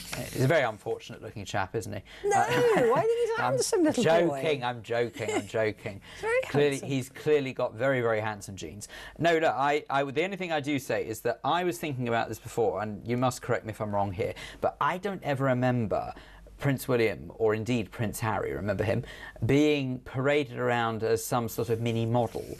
I think that any photos of them that did appear in the press was all very natural. And so the fact that both Prince William and Princess Catherine allow each year that their child she takes the photographs. I know, but she does it in such a way that gets them to pose for it. And I'm worried that they're sort of like turning the next generation of royals into models, and that's, to my mind, not what the royal family is. Into little TikTok stars or whatever. I don't know. Maybe I'm being unreasonable. I just think that's not how I remember Prince William and Prince Harry. No, I mean we do see Prince George doing a lot more royal duties, if you like, already. He, going to Wimbledon, all the light stuff. But we do see him and his sister out. Not the younger one, because he's too naughty, I think. But we do see the older Prince Louis is absolutely remarkable. What a character! Do you know what? He reminds me of my puppy Humphrey. Oh yes, yeah. I can totally see that. Yeah, not necessarily he's got the same colour fur, you understand, but definitely from his certainly the behavioural issues, shall we say? Yeah, let's say that. As he tore apart a cushion this morning, but behind my back, I was literally sitting in the same room as him. Oh, it was fine. It was just very funny. He created what looked like a cloud landscape across my living room. It was very artistic. It was very, very good. And what did Bailey make of it? Bailey just huffed and went back to sleep. I think and I just laughed. I mean, what can you do? Puppies will do what puppies do. Let's have a look at the Independent. PM pledges review. As a widow says, the PC killer's release is deplorable, which of course it is deplorable. And Gary Lineker leading British millionaires telling Burnham, we really should pay more tax. Good. Right. That's nice. That's good. Is it? Yeah. Well, if the millionaires are saying that they should pay more, then let them pay more. That's what I say. I'd say let Gary Lineker pay more. Well, there are a whole group of people that are millionaires that think that they're not taxed enough. And they do think that they should be taxed more. So it's fine. I mean, as far as Lineker's concerned, he's such an irrelevant individual to my mind because I lost whatever smidgen of respect I had for the guy when he totally took advantage of his position at the BBC. I mean, the number of times you and I at the BBC were reminded how our opinions don't matter. We have to be 100% neutral, right down the line, see the balance and everything, both sides of the argument, all of that. Not even really allowed to post we would have been things fired on social I media. definitely would have been fired if I had posted anything. I promise you, I had been threatened as well. Even though I know my time at the BBC was more behind the scenes than on air, believe me, and there's definitely more than one occasion when I was told that some of the things I was putting on social media was too close to the wire. I was mainly off air. And Gary Lineker has never even been subtle about some of the stuff he's put on air.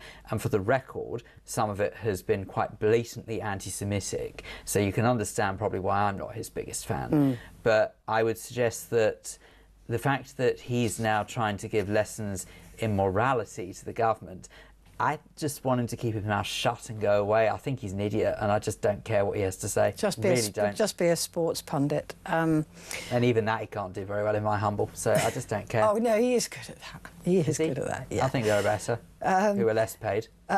Some on our very own sister station, TalkSport. So. Oh, they're all great, aren't they? They're fabulous. The iPaper is looking at this chief executive for a conspiracy to fake the sewage test. I mean, if it is true, we have to be careful because, of course, it's criminal charges. But there we go. Well, that's the point. It's a big if. There's a lot of what if-free. But let's just say that even if we're not talking about this particular individual, I think any individual who thinks that faking a report to save their profit, anyone who does that, is a pretty abhorrent individual. Yeah. The Daily Mail, Burnham forced to review early prison release, so that's more of that. We'll see what the outcome of that is. And this story, this is an extraordinary little story that's been sort of ticking. It's on the front page here, but the victim, Karen Carter, 65, was stabbed to death at her French home by a love rival who was a woman who was 70, charged over the Brits' expat murder in Dordogne. So that's... Yeah, I think that sort of it sounds like something out of some sort of horror novel, doesn't it? You always imagine people move to places like Dordogne and other points of the European landscape to try and retire and live a happy and glorious life in an amazing backdrop. And yet no one imagines something like this is going to happen. Just horrific. Just horrific. What other words can you use? I mean, there are no words that are strong enough. No one should meet their end in that way. It's an extraordinary story. Right, let's quickly look at The Guardian before we go to a break. Again, at the top there, Burnham steps in to order review in a row over early prisoner release. And France had 5,700 excess deaths in the June heat. France recorded more than 5,700 excess deaths during its June heat wave, the authorities said yesterday, as swathes of southern Europe continue to endure another record-breaking period of extreme temperatures. We're just not set up for it, are we? Did you hear my exciting news, by the way, Phil Dave? Did you hear my exciting news? What? No, am I missing something? Yeah. More exciting news? My banana tree has now got bananas on it. Good Lord. Oh. The actual bananas. I think everyone go around to your place for a split, so to speak. I mean, look, it's Shepherd's Bush, Phil. Bananas growing in Shepherd's Bush. Isn't that amazing? I mean, they tend to grow in the supermarket where I go. Yeah, I know, but have a look at this photograph. Look. Oh, wow. Yeah. And actually, do you know, banana plants are absolutely extraordinary because a lot of people think that they grow a bit like palm trees. They just dangle down and then sort of the bananas are just sort of growing out the top of it. But actually, banana trees, when they're in their full bloom, they grow all the way up them as well. Oh yeah, I mean, and it's fascinating to look at the mechanism of the bananas. But yeah, so that's in my garden. I do have to be honest when I say that of all the things that I thought we might cover this evening, I wasn't completely expecting to talk about your banana plant, but I'm very pleased we are. That's very exciting. It's very exciting, breaking news. Well, it was breaking news yesterday. It's very good. Because actually it is still a rarity to get bananas growing, and so, you know, there you go. I've got them in Shepherd's Bush now. Is going to be the centre of banana growing for the world. Anyway, so we're not set up for this weather are we? We're not, but I don't really care for the scaremongering. And, you know, this is typical, I'm afraid, of The Guardian. They say France had 5,700 excess deaths in June heat. It's very sad. I'm very sorry to those who lost their life. Truly, I am. Don't want to come across as completely insensitive. But at the same time, there are thousands more deaths that take place in winter because of extreme weather. But we know the reason why Guardian and other publications would focus on this smaller number in the heat is because they're trying to push the whole climate change argument. So we know what their motivations for doing this. I'm not saying that they're inaccurate in what they're reporting, but what I am suggesting... Well, there's no doubt that the climate is changing. I mean, I think you'd have to be an absolute idiot not to see that it's changing. The argument is over No one denies the climate is changing. Yeah. It's what's causing it is what many people are split over. That's what they argue about, yeah. But it is definitely changing. But what I would suggest is that sort of to focus on a number, which my maths is not brilliant, but a very, very, very small percentage of the French population. Again, not saying it's not sad, but to push that as a justification for trying to sort of bolster their stance on climate change, I'm not buying into it. It's sad, but it's not front page, in my humble opinion. Right, let's take a quick break, and Phil and I'll be back in just a moment.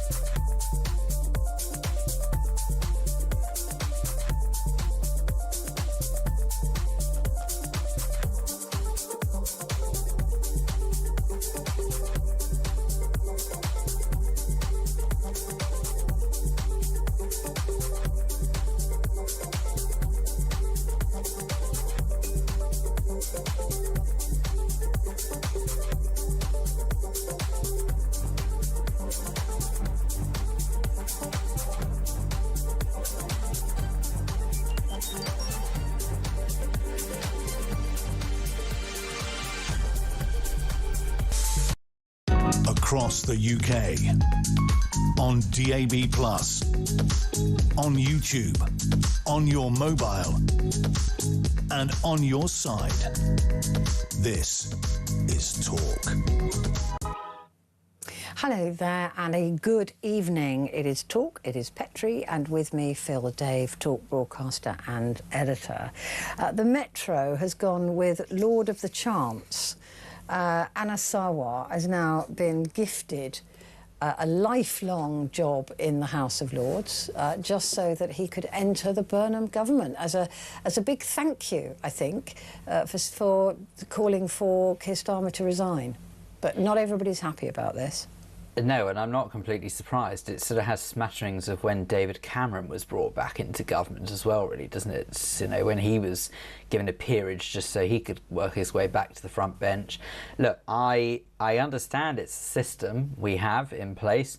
I do worry that it's not completely ideal, because it basically means that anyone who is unelected, if you know the right people, can get you straight into a position of government. Yeah. And I do believe that that is very anti-democratic, and I agree. therefore probably is something that really needs to be changed. It really does need to be looked at. It is.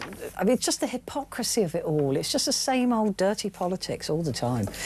I mean, apart from anything though, it just, if we think about that, right, that literally, as I say, I sort of made it as a throwaway comment, but it's true. It means anyone could go into front bench politics. Yeah. Literally anyone. So you don't have to go through fighting a campaign to win an election, anything like that. You don't have to learn about your local area and to become a good representative for that area. Nothing. You don't have to. You don't have to earn the peerage, because he failed as Labour leader in Scotland. I mean, this is a reward for failure. The only thing he did was suggest that it was to publicly come out and say that Keir Starmer should resign, and for that he gets this lifelong peerage. And all of the glorious money that will bring, it's extraordinary. It's so bent. Anyway, it's a very useful word to describe. Yeah. The Daily Star, Lineker, your favourite, says he's proud to pay Gary's back of the net tax, paying a fair share, a basic British value. Also, that is on the front page of the Mirror. Make us pay more tax. And the Daily, the Sun. Oh no, those are the two papers that do it. The Daily Express is My Andrew and Every Victim Deserves Better. This is Amen to that. Yeah, Andrew Harper's widow saying that they deserve better. And The Sun, I did have to read that. I thought, Stig, is that our Stig from Times Radio? No, it's not Stig from Times Radio. It is a Stig who was Top Gear's The Stig, has been unmasked, and he's suing the BBC for 100 grand. Well, frankly, I'm not completely surprised. I mean, you know, when you start reading the details, I know. It broke his back in car flip, and he basically it nearly killed Freddie Flintoff, didn't it? In the name of entertainment, it's not really a wonder Top Gear has been arrested, because in the name of entertainment they pushed the boundaries so far, allegedly, that it means that people's lives were potentially put at risk. And it really wasn't that long ago, to Top Gear fans, that Richard Hammond found himself in a very similar position. Now, Richard Hammond is something in the way of a petite thing. I happen to know he's my height. And as a result of it, you kind of think, well, this is a programme about cars, and it started off life, you know, certainly with the late, great Quentin Wilson, of actually sort of reviewing cars. That was it. None of this stunt nonsense. It became all so about the popular. vehicles. I mean, I even used to watch. I'm not a petrol head at all, but I really did enjoy watching. I remember one particular morning being incredibly hungover with my oldest friend, Claire. That is not like you at all. And not like me at all. And we just sat and watched Top Gear end to end for the whole day the next day, and thoroughly enjoyed it. I thought it was very, very good. Oh, back in the day, it was a brilliant programme. Yeah. I mean, I have to say that but it is stupid that it was pushed so far. Absolutely, yeah. And you know, you could argue that it's ultimately what led to. Look, I say Clarkson's downfall, certainly as far as the BBC is concerned. Obviously, we know he went on to bigger and better things, and I'm not necessarily going to sit here and rubbish Jeremy Clarkson, but I do have to say that the reason why he left the BBC certainly doesn't thrill me. He basically got into a bit of a scrap with a producer. That's and, right. You know, and I say a bit of a scrap because I'm choosing my words carefully here, but it's quite well documented what actually happened. And I don't really sort of think that that could have got to that level had he not, or the whole programme, been elevated to the dizzying heights that it was. They created a monster. They did. I mean, all broadcasting organisations do that to some degree. But I've noticed. Yeah, I'm a horrible. The amount I was of going to say, fights. why on earth do you think we have to put you at late night? We just can't cope with you during the day. The amount of fights I have with my producer is absolutely terrifying. It looks like we're fighting when we give each other a big hug when I first come in. It's one of the most disturbing sights to behold, I have to tell you. The fact that you and producer Gabrielle it is quite remarkable how you two seem to be quite good friends. Actually, that's not funny normal. That we have worked together for many years over a couple of different radio stations, just like you and me. That's true, actually. Yes, yeah. I suppose I've sort of produced you as well, and for some reason we're friends. I don't quite know how it happened. I always take my producers with me, wherever I go. All of my ex-producers are actually mates. Yeah. Funny. Anyway, funny that. The FT, just quickly. Pressure mounts over the fate of $13 billion in Venezuelan oil revenues held by the US. So the US has taken the revenues, but they're not entirely giving them all back to Venezuela. Yeah, look, it's curious the way that America is behaving when it comes to economics and money at the moment. I actually was bizarre. with friends who are visiting from Canada last night. And interesting. As we were sitting at this restaurant of our choosing where we were catching up, one of the things that came up was how it's very tough for Canadians at the moment to bounce between the US and Canada. So they might live in Canada, but they might work in the US and vice versa.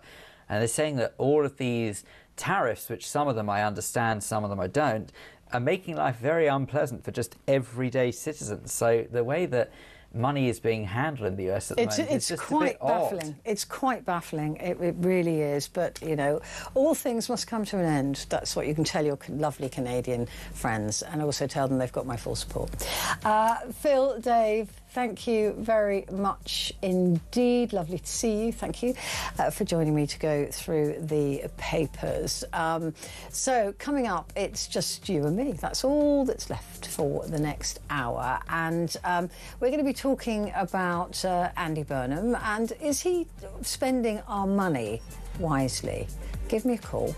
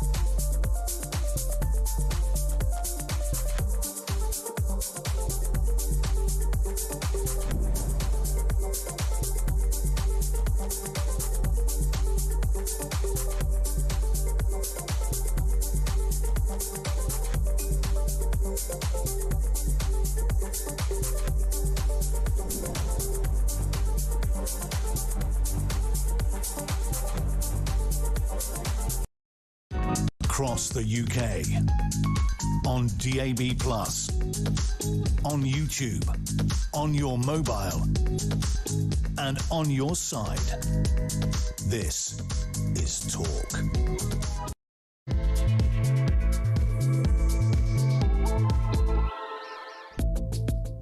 Hello there, and a very good morning to you. It's Petrie here with you, and this is your chance to talk back. And I would love to talk to you because simply this is obviously my last show this week. I'm back in on Monday, but by then Andy Burnham will be on holiday. So this is probably a good point to catch up with you and find out, now that we know what he's given. We spoke about him on Monday, but we were guessing, weren't we, about what he might do for us. And since then, we've discovered that at a very expensive price of £750 million, so 850 mil, more than £750 million, 850 million pounds, we are going to be relieved by about £3 over 6 months.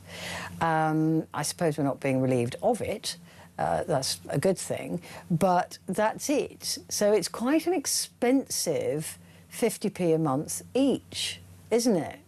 And when you consider that he was going to give us breathing space, I'm not sure, even with the poorest of us in this country, that 50p a month is going to make that much of a material difference. I mean, I apologise to you if I'm sounding spoiled, but if 50p a month is going to help you out, then give me a call. I'd love to hear from you. And I suppose it's better than having 50p extra taken off us, right? But what I'm trying to point out here is that that's a lot of money, which really I don't think hardly anybody in this country is going to feel.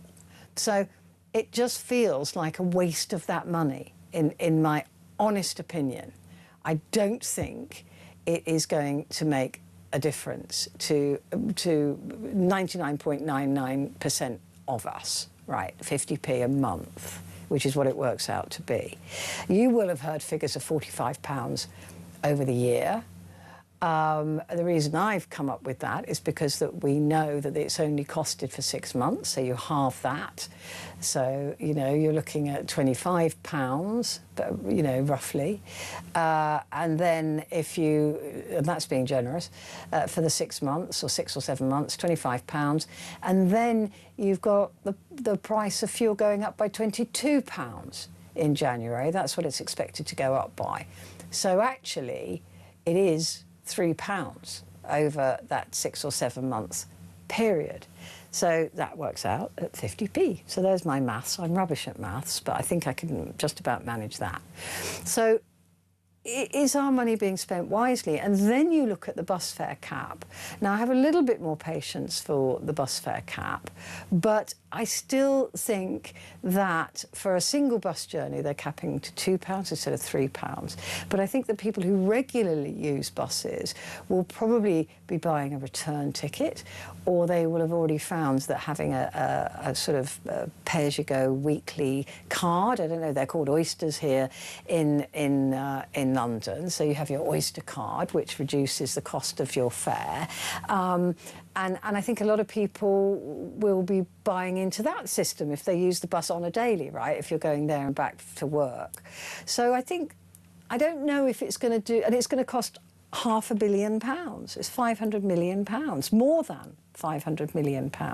So again, we're looking at a combination there, a combined amount of money of nearly £1.5 billion for something that I'm not sure we are going to feel. And that's a lot of money. That's 1,000 million. That's a lot of I mean, I could live on that. It's a lot of money, right? So I'm not sure that he's got the measure of this right yet. I mean, okay, he's only been in it for a minute, right? We've got to give him a chance. But I'm not impressed at the overall cost, the very high cost of two things that I'm not sure are going to make that much of a material difference and give us the breathing room that he said he was going to give us. Right. Now, this is just the start, but if this is just the start, I can't see it getting any better. And I do want him to do well. I want him to do well for the country. I want everybody to feel better off. I want us all to feel better off, right? It's crippling at the moment. And everything is so stupidly expensive. It is ridiculous. I don't know how any of us are keeping going. I genuinely don't. So mortgage rates are set to go up again. You know, all of these things. So look, I'm just saying that they are expensive plans for very little real difference. And it's not his money, it's our money. And if you think about how many taxpayers it takes to fill the government's bank account with £1.4 billion, that's a lot of tax, right? That's a lot of PAYE, that's a lot of money coming from us that I don't know that we're going to see any benefit from. So I'm not convinced, I think, is the safest thing for me to say. And look, call me. I'd love to hear from you if you think I'm just being a bit of a Debbie Downer, if I'm not seeing the point, if I'm missing that he's just trying to show us the direction of travel. I get it. I understand what he wants to be liked. I get that. He thinks these policies are going to keep us liking him, that this is our first impression of him, that he's saving us 50p a month, and great, you know, a saving is a saving. But it's also costing a lot of money to give us that. And I don't know if any of us would support that. Do you support that, 850 million to give you what is basically a 50p a month cut?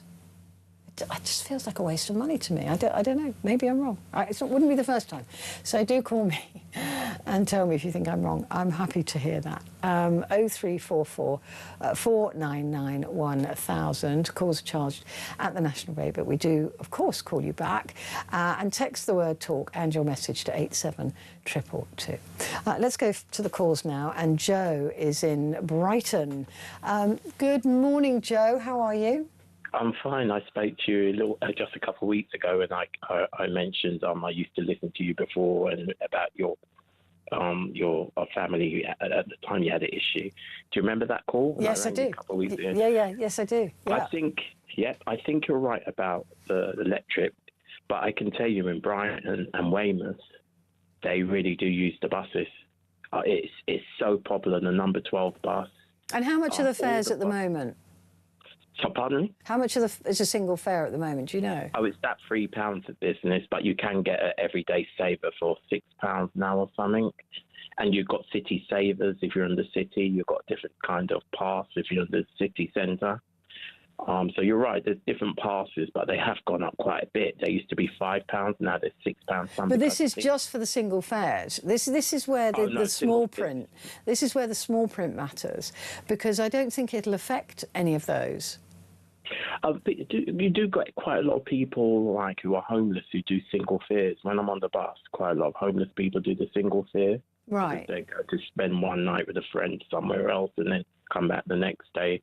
You kind of overhear it when you're on the bus without wanting to hear it. Yeah. You get my meaning? Yeah. And I think what he should do, the two major things what will make this government unique from the Conservatives and any other administration, if we take the oil, start new oil licenses, and the money comes back to GB Oil, like the Norwegian sovereign fund, which is worth lots of money. And I think the second thing, what I said to Peter Kyle, and I said to, I sent a lot of communication to Labour. Only in the last week of this government, they decided that they should put money into early stage companies, startups, where the government takes a stake, like OpenAI is offering Trump. Then I said to her she should have given up to 3.5 billion to early stage companies, which the government takes a stake and they can't sell the company within 10 years. That way they make a load of jobs in this country. What's happened since COVID?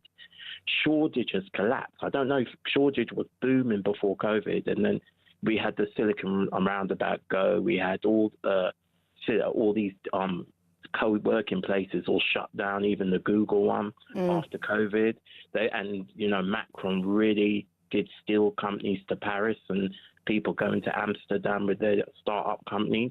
We still are number one, apparently, still in Europe. But, you know, the government needs to have a nation startup fund, which they know about, because, you know, I've been in communication with Jonathan Reynolds before he changed his job and everything, and said you need to invest in early stage startups, put the money, make sure it's a company what's hiring staff. They're not just looking for a quick sell to make money for themselves. They should spread the wealth from what the government invests.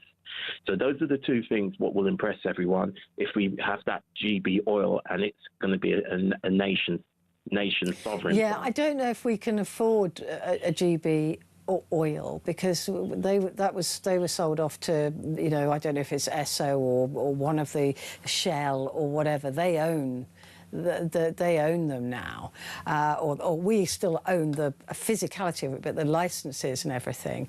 I don't think we've got the money to start actually being our own drillers and funding that. That would cost a lot of money to fund a GB oil. Well, Trump has got inside information from Exxon and everybody that there's a lot of oil in the North Sea still. So if he's saying that, then the government should pursue trying to make its own oil company and choose its own people. And there is a decent amount of oil there, but it's about the quality of it. And this is something that Donald Trump doesn't understand, because he's always talking about, well, we've got so much oil in the US. First of all, he hasn't. It belongs to the oil companies. It doesn't belong to the US.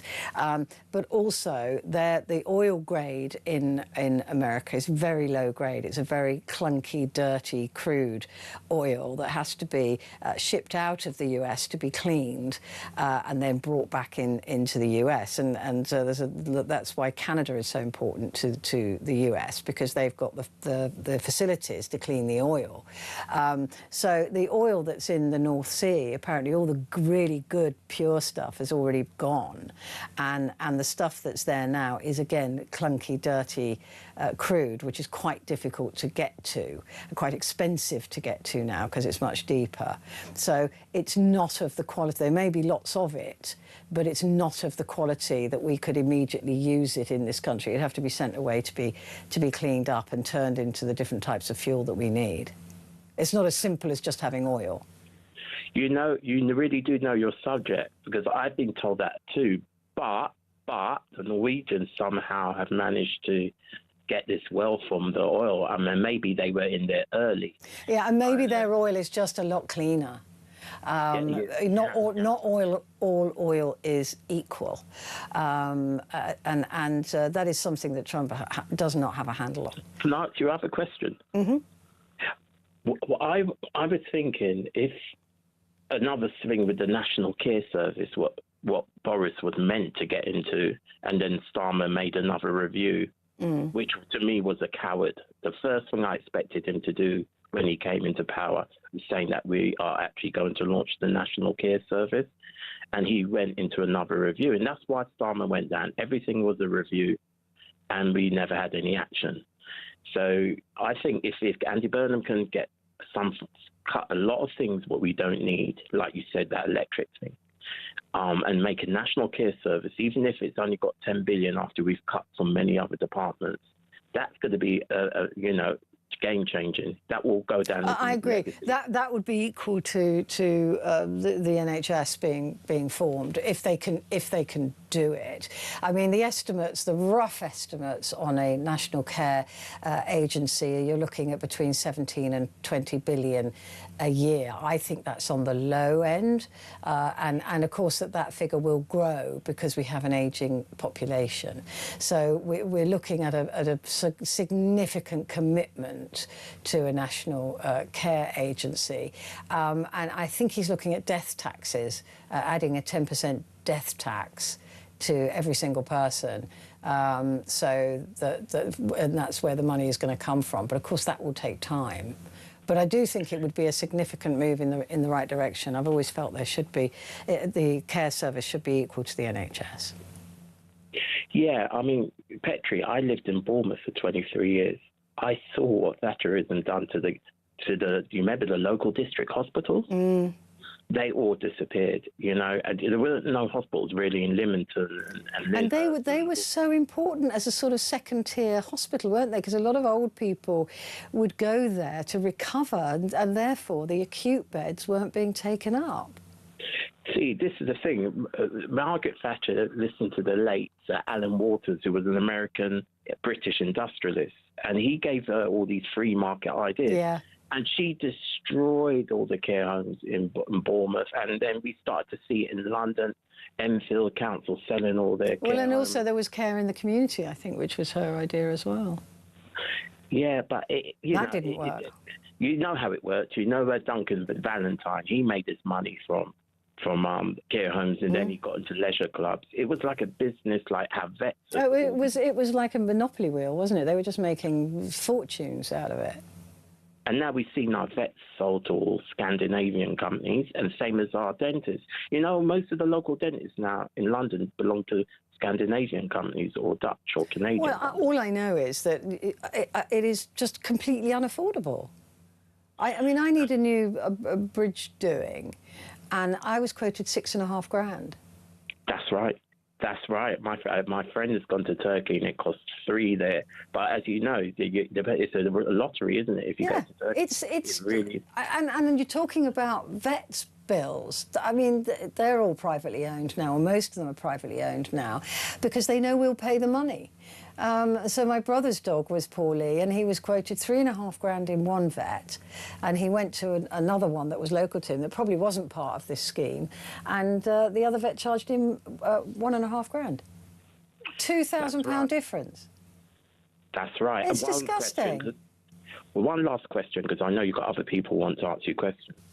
What do you think about Labour and Conservatives selling off all the leases of people who've bought their right to buy in flats to Canadian and American companies? Will Labour stop that? Because they have to. So many people have seen their having no service charge go from £200 to $16,000 for major work. Yeah. And this is why Labour lost Haringey. They had Haringey for 55 years. People saw what happened in Lambeth and Camberwell. And the same with the housing trust. Your mortgage was cheaper than your service charge. I mean, that disgusts me to my core. And there was talk, wasn't there, of making sure that ground rent was a thing of the past. But service charges, I don't know how they would get a grip of that, because, like you said, if they're privately owned, it's very difficult. But I think if anybody could do it, it would be Labour. They've brought in the Renters' Rights Bill, which I think is a good piece of legislation, and they need to go further now with people with leases. Otherwise, it's just pointless, because nobody can sell those leasehold flats anymore. No, they can't. Well, one thing, I reckon you will agree with me about Angela Rayner. I don't think before this phone call you would agree with me. Where Angela Rayner went wrong, she went to a local shop in Church Street in Brighton to take advice. So she did use a local business, unlike Richard Tice and all these other people in Reform who go to city firms to get round the rules. So she should be commended that she actually did go to a local business, and maybe then she didn't decide to take the right course, but at least she started with a local business, meaning that she believes in localism. Richard Tice goes to all the city firms and so does Farage.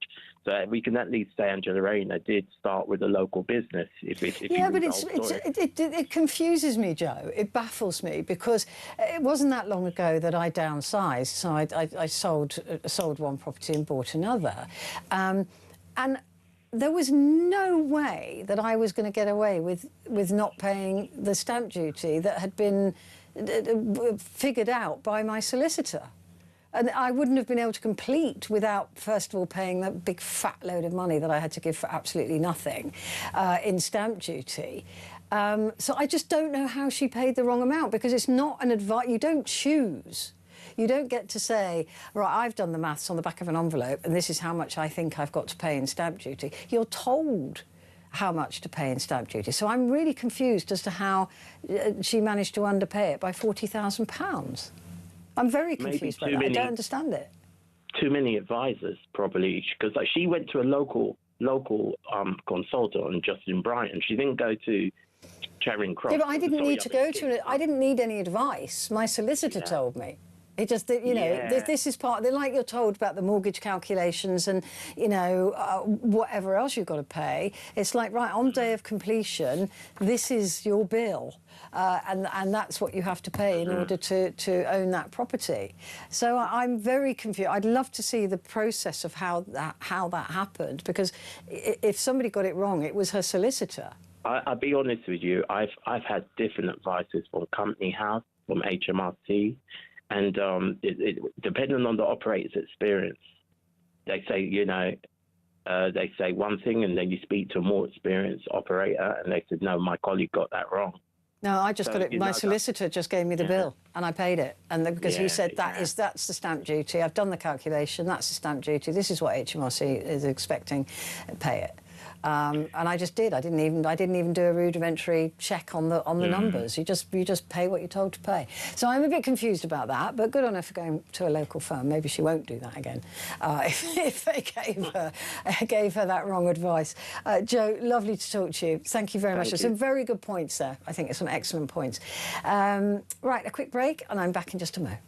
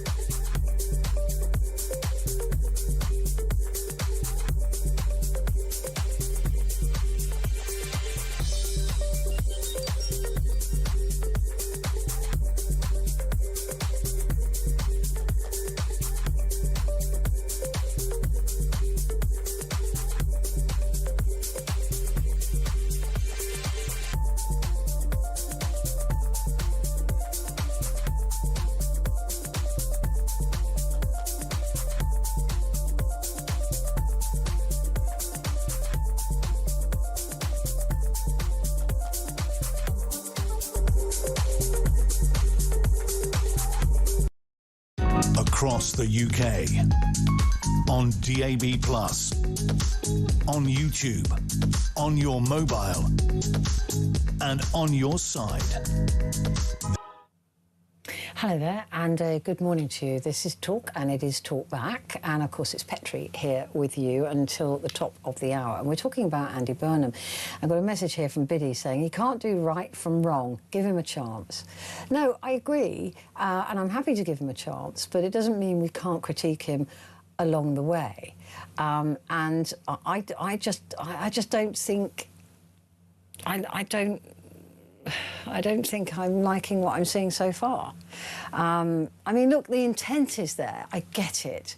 He wants to do the right thing. He wants to help us out. I absolutely believe that. But I also believe that of Starmer. I do believe that there was a decent man who wanted to do the right thing, but couldn't find a way to do it. And now we have a situation of Andy Burnham who wants us all to like him. And so he has come up with these very expensive, and they are expensive. I mean, Joe was just talking there about having a startup fund. You know, £1.4 billion is probably better spent on a business startup fund, right? Or on making employers take more young people to employ. That I would have appreciated. But when you break down this £1.4 billion that he's just promised to spend, it doesn't actually achieve very much. And that's the point I'm making, Biddy. It's not that I want to be a Debbie Downer, but I'm just looking at 1.4 billion and thinking, well, you know, Joe came up with a cracking idea there, start up a small business fund in which the government has a stake and they have to pay it back. Or like I said, persuading more employers, 1.4 billion, would get quite a few young people employed as apprentices in various businesses. That would have been a good spend of money, because then we'd see the welfare bill coming down. But cutting a VAT on electricity, which amounts to 50p a week each, a month each, I just don't think is it. I don't. And I think it's reasonable to question that. It's reasonable to say, well, what is he thinking? As opposed to doing something real with that money, something that would really affect lives, help young people start businesses, help young people get into jobs, cut the wealth, get rid of the, drill down on that million young people who aren't in work or education or training. That I would applaud. And I'd say, oh, good, he's brilliant. This is the right direction. But giving us 50p a month each across the country off our electric bills, I don't think is it. I genuinely don't think is it. And I also question the bus fares. I have more sympathy with the bus fares because I know people do use buses. But really, how many people is that going to help? As much as it would help us to have 1 million young people off welfare and actually earning money and learning about the life of work and then continuing to be, tax-paying citizens of the country. That has so many more knock-on effects, better knock-on effects than something that is only costed for, well, it's not even been paid for, but it's costed for 6 months, 6 or 7 months. It's not even a long-term fix. So I get it, Biddy. I take the criticism on board, but I think we're right to question where he's going. And I just hope that somebody closer to him is saying the same thing to him. Because you can't buy people's love. Not forever. You can't pay people to like you with 50p a month. Well, at least I'm not that cheap. I don't know. I'd need a little bit more to be bought, to be honest with you, than 50p a month for 6 months. Not much more, but I'd still need more. So give me a call. Let me know what you think. 0344 499 1000. Let's go back to your calls now. And Danny is here in London. Hello, Danny. Good morning. Hi. Thank you very much for taking my call. Oh, thank you for calling. It's a thrill to talk to you. Tell me what you think. So I think Andy Burnham is Keir Starmer 2.0. I don't like his track record, especially when he denied or played down the grooming gangs in Manchester, which was kind of the hotspot, especially with Rochdale, Oldham, etc., etc.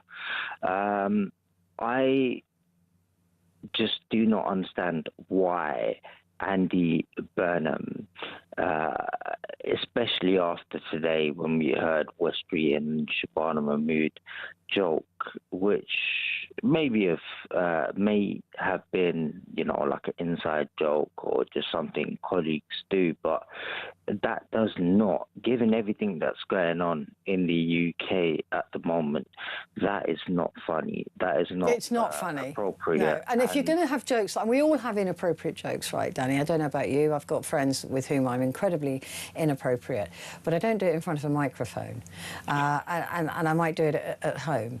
I won't even do it in a pub, right? Because, we all have silly, horrible jokes or whatever, but I'm not an MP either. Do you know what? The thing is, I would never joke about a subject like that, especially... No, I don't think I would find that funny either, yeah. Especially how the UK is right now. I mean, I think, sorry, I don't think it was you, I think it was Julia, who talked to somebody who was, I think she said she lived just at the borough of Hillingdon, and her best friend was murdered, her cousin was murdered. There were so many things going on, and I just think we need to be realistic. Just because the government don't take statistics doesn't mean these issues aren't happening. And I've got family that came from the Bronx, Brooklyn, Atlanta, and California, and they said London is not safe. It's not a place where anyone wants to come to anymore, because you can't be yourself, if that makes sense. I find that incredibly depressing, because I don't live in a particularly salubrious part of London. I'm Shepherd's Bush way. I don't know if you know it. So you've got Harlesden and all of those places right on my doorstep. So it's not posh. And I do find it very safe. I don't worry about it at all. I mean, of course, there are areas that I wouldn't go wandering into as a woman in London, but I don't recognise that London. But I get that, you know, other people will, and they'll say that they don't feel safe. Maybe it's because I've lived in London for so many years that it doesn't really hold many surprises for me anymore. I just think that a lot of people who would come to visit London, especially when it comes to the tourist trade, just do not want to come here anymore unless they get ferried around. I mean, I'm personally from East London, and it's not safe. I mean, in the way that I grew up and the way that I would want my partner, my kids and everything. They've been robbed of their innocence, hence why I've got two daughters who are twins. They live in Spain, and I've got a son, and he lives in China. Wow. And the reason for that is because I do not think London is the right place for me to raise children, just because I get it. I understand that. Yeah. Their innocence will be robbed, and that is not something I want for my children. So what do you want? What do you want Andy Burnham to do? I mean, I fear, like you, that it's just more of the same. But what do you want him to do? First and foremost, stop the bolts. Second, know who we are allowing into this country, legally or illegally. They're coming from France. They're not. I mean, I'm a Sikh from Punjab. My family have come here, and my dad started as a shopkeeper, and then he studied, and became a doctor. My mom's was she couldn't even speak English, but then she became a school teacher. My sister's a producer. She worked on documentaries for the BBC, etc. I think we're importing a certain demographic that thinks that the country owes them a living, whereas they can congregate together to vote a certain way. However, in my family, we were taught to think for ourselves, not how to think. So we've got Conservatives, Reform, Restore, Labour, etc. But we were given that freedom of thought. And I think that people that come here who rely on the state, just because they can congregate together to vote en masse, is a big problem, because they're using our freedom and democracy, everything that. Well, I mean, you have to remember that an illegal migrant can't vote, so they can't gather together and vote. That's not possible. They don't have the required paperwork for that. We have to show ID now, right? I'm not saying that. I'm saying they shouldn't be here in the first place. Eventually, they will get the right to vote if the government are letting them in. And I don't think that our communities are safe. At the end of the day, I live in East London, and the funny thing is they can't come here because they know if they do come here, we will do something about that. But the problem is, I would like children to play like I used to play back in the day. You know, the streets were safe. Everyone looked after everyone. You knew your neighbors. Now, I mean, it's basically importing the worst of the worst, because at the end of the day, if there was a war going on in my country, if there was a war going on in Britain, I would stay and fight and send my wife and my children to safety. Whereas these guys, you know, they're dressed up in Gucci and everything, and they're dressed up in fake Gucci. You know, they've bought it all in Turkey or whatever. How do you know that? Because because you can tell that it's not. You can tell that it's not real. How? You just look at it. How? Because I can tell the difference. Well, in fact, that's not true. In fact, they come from very. They are not. Look, if they're wealthy, they don't need to come across on a boat. They would just pay to come in on visas. No, it's because they're smart. So they manipulate the system, and a lot of these people do manipulate everything that is good. So people who are very rich, who when you've seen these Gucci pictures, and I know the pictures you're talking about in one of these hostels, you think they're gonna stay in a hostel with their Gucci and their wealth for a year on £9 a week? I don't buy it.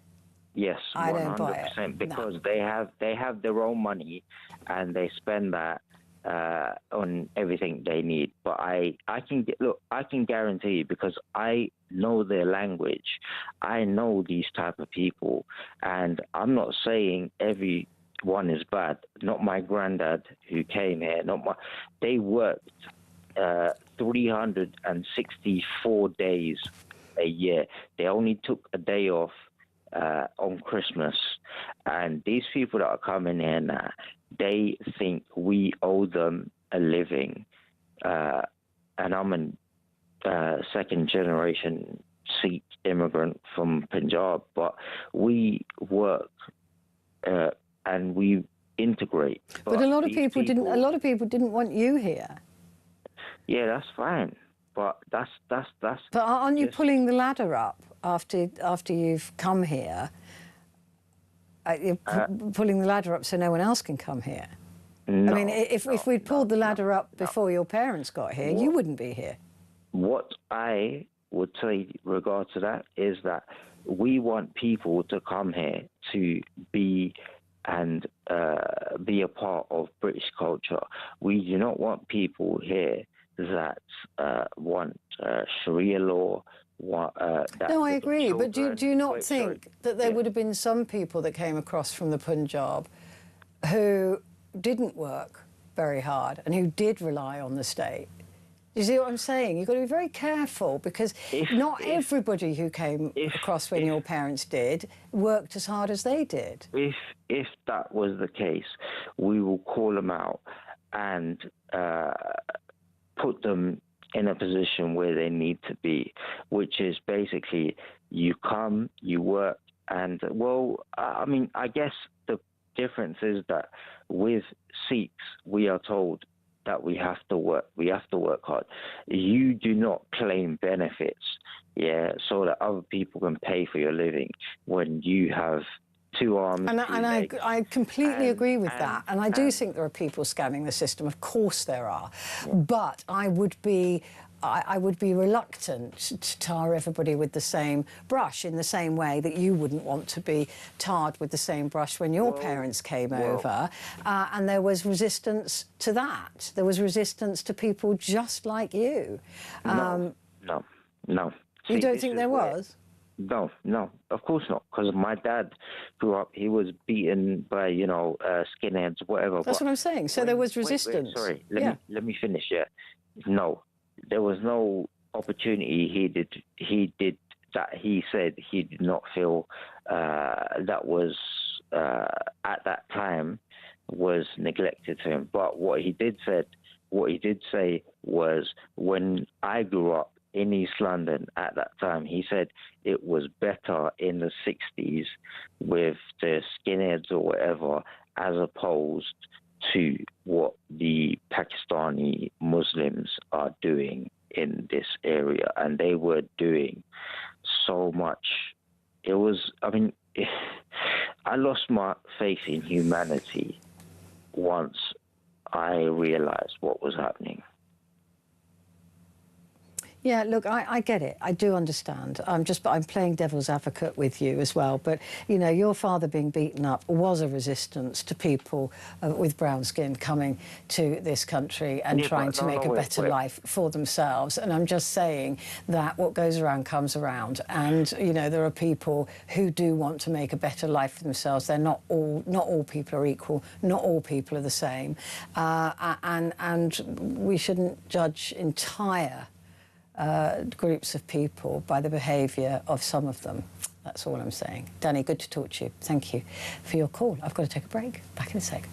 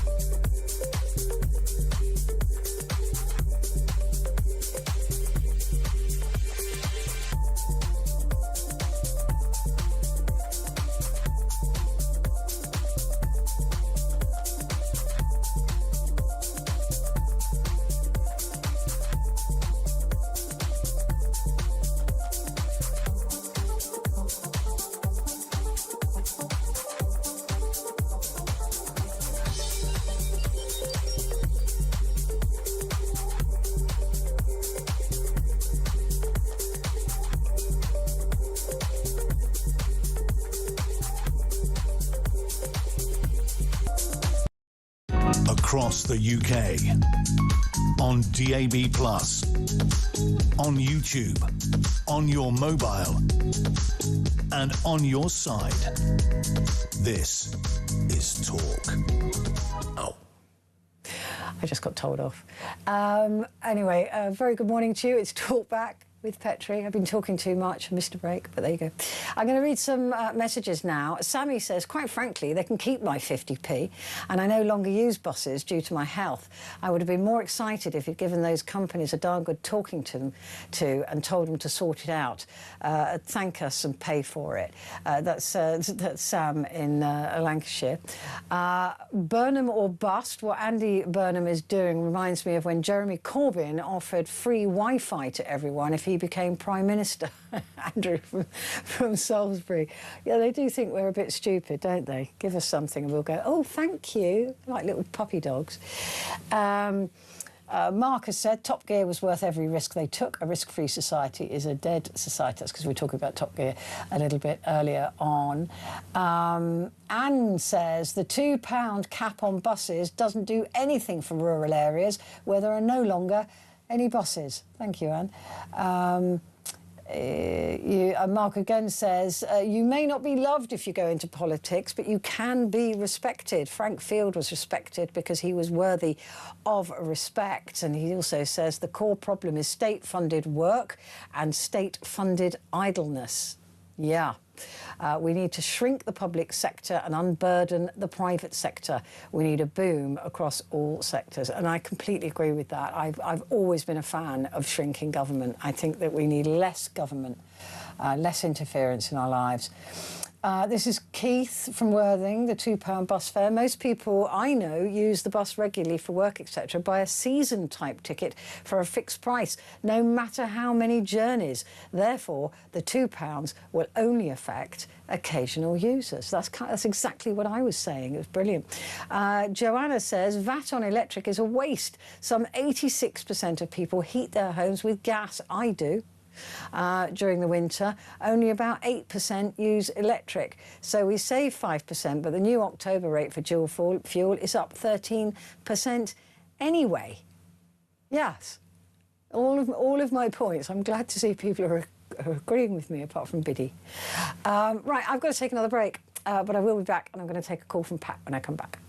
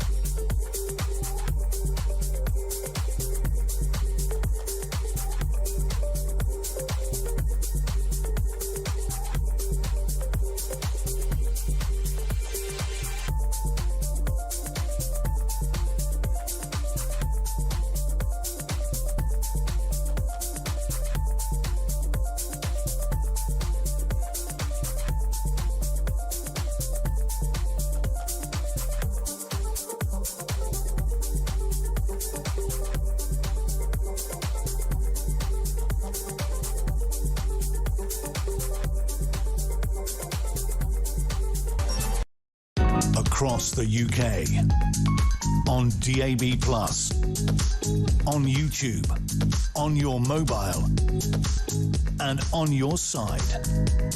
This is Talk. Hello and a very good morning to you. It is Petrie here with you until the top of the hour. We're talking about our new Prime Minister and whether he's spending our money. Don't forget, government doesn't have any money. He's only giving us back what we've already given them. It's our money. Is he spending it wisely? And I can think of probably 10 things off the top of my head that would make a material difference to this country for that £1.4 billion that he's just, in my view, wasted. So I just don't get it. I'm confused. Zarina said, I live in a rural area. The nearest city is 15 miles away. Apart from having a very poor bus service and nothing at all at the weekends, I'd like two things to happen. Improve the service and give free passes to all our children who are stuck in a town with no amenities. This could be life-changing, and extend this help to the college kids. I would much rather that money went on something like that. Honestly. Pat is in London. Good morning, Pat. Oh, good morning, Petrie. But one thing I can't understand, I mean, why have they replaced one useless for another? Why? What is the logic? What was the logic in? He didn't have much of a personality in the way he talked, but that's no reason to replace. I completely agree with you, Pat, and that's why I wanted to talk to you, because it's like, hallelujah. What they have got, Andy Burnham has got to prove why we just went through all of that. I mean, what a waste of time and money to go to just swap Keir Starmer for Andy Burnham if he's not going to do anything materially different. You know, it's frustrating, isn't it? If I can speak a little bit sort of... You can speak bluntly without swearing. Yeah, I mean, no, not that, but a little bit controversially. I mean, what did somebody back in the day when they were all younger, like Burnham and Lammy and Rayner and Rachel Reeves, did somebody wind them up and say that they're really good politicians and they've got a lot of intelligence? I think they must have done, because they've certainly got props on themselves, haven't they? They certainly think that they deserve to be where they are. Andy Burnham has fought for 10 years to get where he is. He definitely thinks he deserves to be Prime Minister. The ego is off the charts. Yeah, but didn't Keir Starmer, didn't he, like, think that he was cut out for the big chair? Yeah. You know, is it some sort of, like, mental illness that they've got, that they're deluded enough to think that they can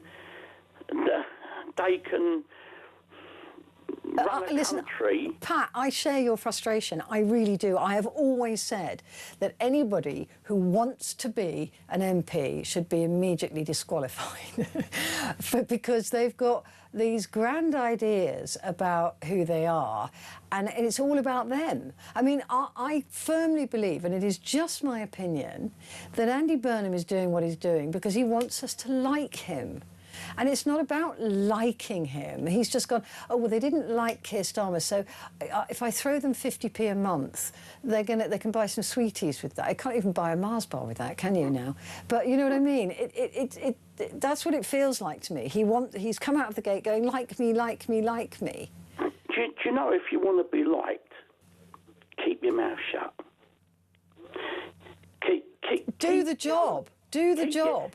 No, I'm just saying, but if you want to be liked, you know, just stand in the background and have a smile on your face, and just be nobody in this world. You've got to have personality, be somebody in this world. You've got to have look,